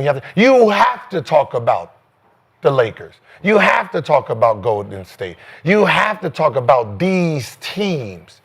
Because I guarantee you, if you wanted to sit there and talk about Jokic in Cleveland, in Orlando, in Indiana, all the time, no one's watching your programming. Because the people who fell off, that's what they were doing. That's why they fell off. But what if that's the only teams that's winning right now? Like, what That was if- the only team that was winning this year. But I don't know. I feel How many, just think about what I'm saying. Lakers, we talked about Lakers all day, every day, right? Those are the topics all day, every day on every goddamn channel. How many runs did Cleveland go on? They went on 3-12 game winning. 3-12 game winning streak. Started 15-0. They started 15-0. Nobody even blinked their eye. We addressed it on Gilbert represented by. But we addressed it because it's at a certain point. But 6 in a row, 7 in a row, 8 in a row, like yeah. players are so 9 in a row, 10 in a row, yeah. The players are quiet too, though. But I'm saying you have to do. You got Allen. It don't matter. Donovan Mitchell. They kind of they say, "Whoa, let's talk about winning." They're winning quietly. No one gives a fuck. Yeah. You know what I mean? Let's talk about one more thing. I feel like OKC could break out of that because they kind of got that. You Seattle keep saying they can, but they won. They were number one last year, number one this year, and they didn't get no respect last year, and they didn't get no respect this year. Now they are. No, because it's the only team to talk about now. That's what I'm saying. The more you win, the Who's been more televised and talked about just like in these series right now? In both? Who's been more talked about? The Knicks. Because it's the Knicks. Like it is the Knicks. The Knicks fan base alone. The Knicks fan base, like if you just go to their fan base, you're like, yeah, they killing in this series. So one more thing to address before we get to MostlyFans. So Pat Bev was in the building for Game 4 of the Western Conference Finals, Minnesota. Told this story in his podcast about an interaction he had with SGA after the game. So I'm gonna tell you about Shea, how cold Shea is. I go to Shea after the game. to dap him up, he said, I ain't gonna lie, I can't dap you up right now. OG, the fuck? Wow. Wow. You got on that motherfucking jersey. Jersey I had on was Anthony Edwards.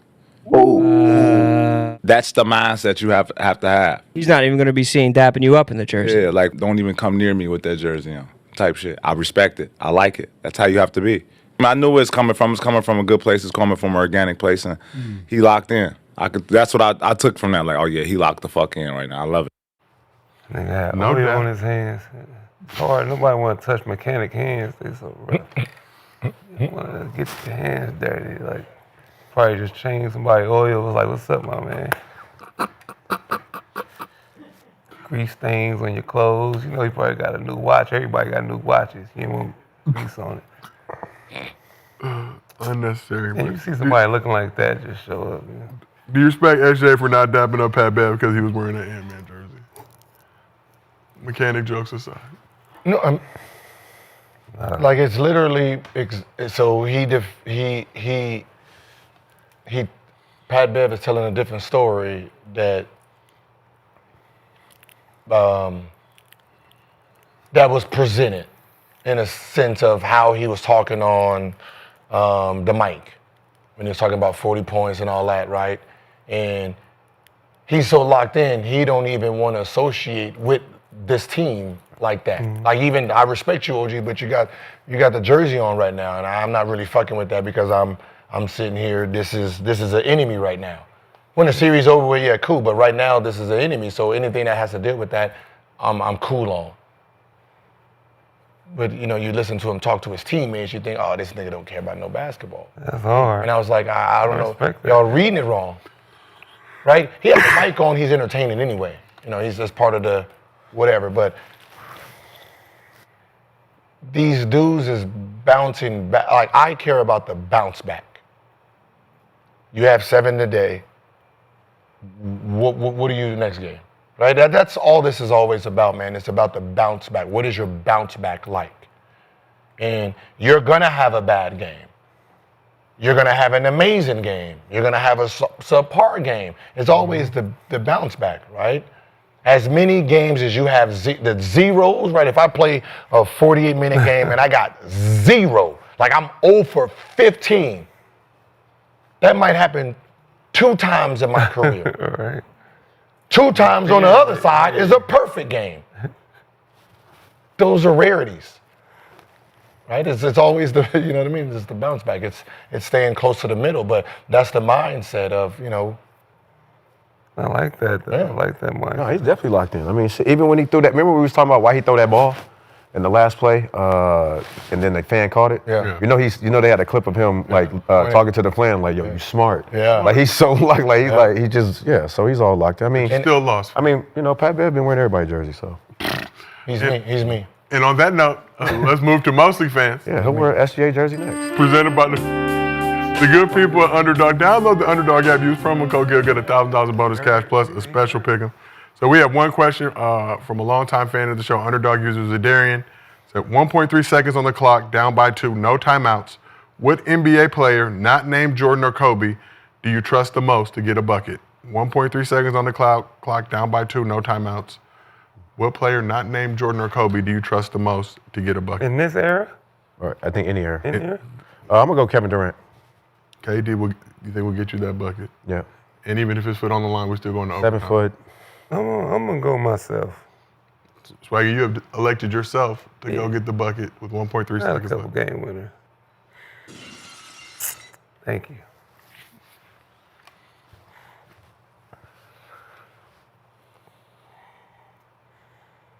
Down to 1.3 seconds. I'm in the middle between Paul Pierce and Dame Time. Oh, what team? Nobody wants Iguodala. Blazers. Okay.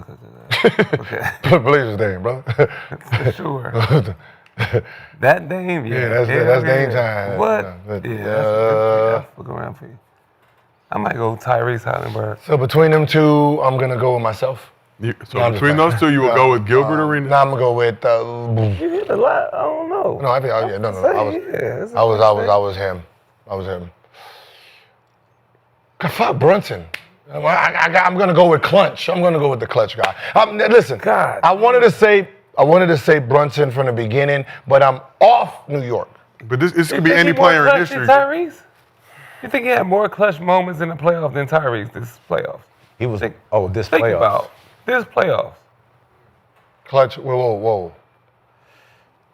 Clutch moment. Remember, the clutch moment is what the last 5 minutes. Yes. The last 5 Think minutes. about that. Under a certain then it'd be Brunson then.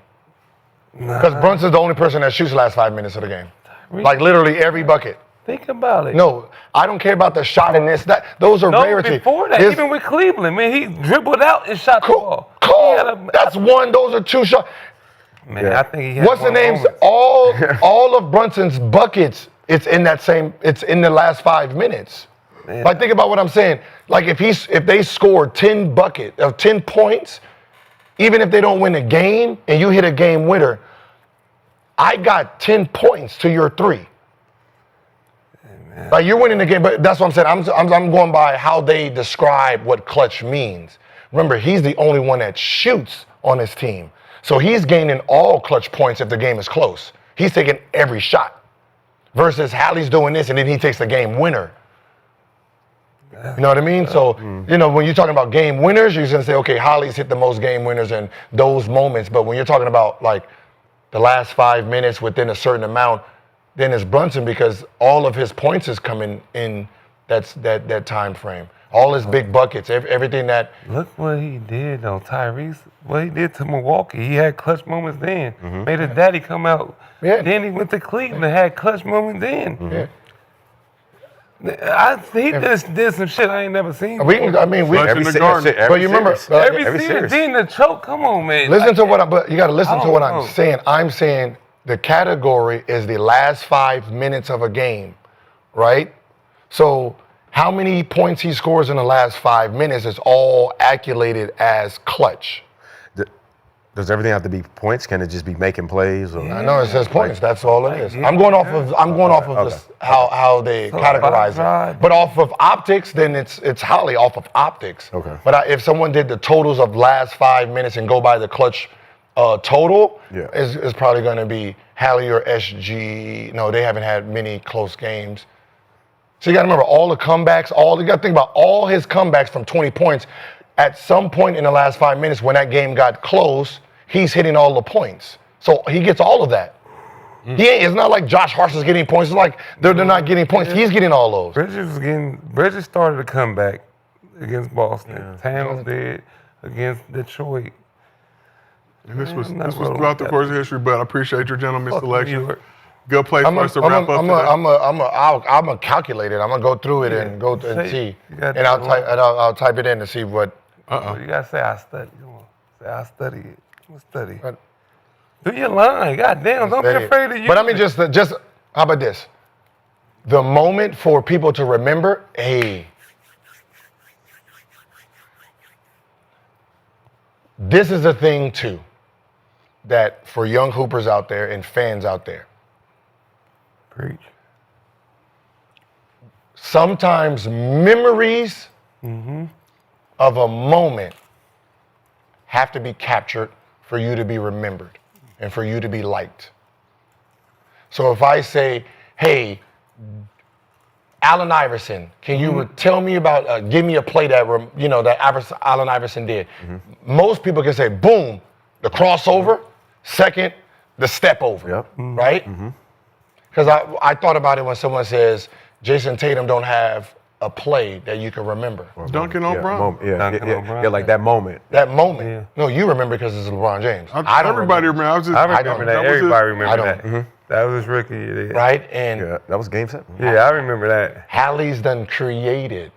No. Moments. Moments. No, he's done created.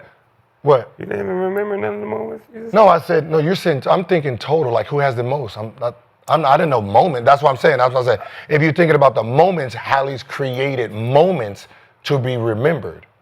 right? The bounce, this, that, those are going to be stuck in people's heads. It got to be your own moment, though. You can't. That is his own moment. You can't recreate somebody else's moment. It's I think that's just bringing it back. Is recreated in a better fashion. I feel like because what I'm saying is like Space Jam 2. No, what I'm saying is that the ideal of it bounce, goes, lands, and bounce again, right? So then it becomes. But what you remember about it? Oh, he did the Reggie Miller. It's the Halle now. But not in this era though. Like kids today, they'd be like, oh, Halle did the choke. Yeah, Halle did the choke. They'll call it the Halle. But I 20 years from now, somebody else will do it. You gotta have a moment. Yeah. Like Trey Young, like when we talked about dude with Trey Young, and they said, like Trey Young, ice chills, rolling the dice. No matter when his career is over with and done, you're gonna always remember those moments. And for you to get into next levels, you gotta have moments. There has to be something. Like when I recreated your moment when I turned. Yeah, you known for that moment. And on that note, good place to end the show. Appreciate everybody. I mean, even though you dunked on LeBron. Appreciate everybody on this couch. I got it on film. Mr. B will be on Playback tonight, playback.tv/hostile territory, covering the Western Conference Finals. We will be back in the arena tomorrow, but this has been another episode of Gil's Arena presented by Underdog. Whoa, whoa, whoa. We will see y'all tomorrow.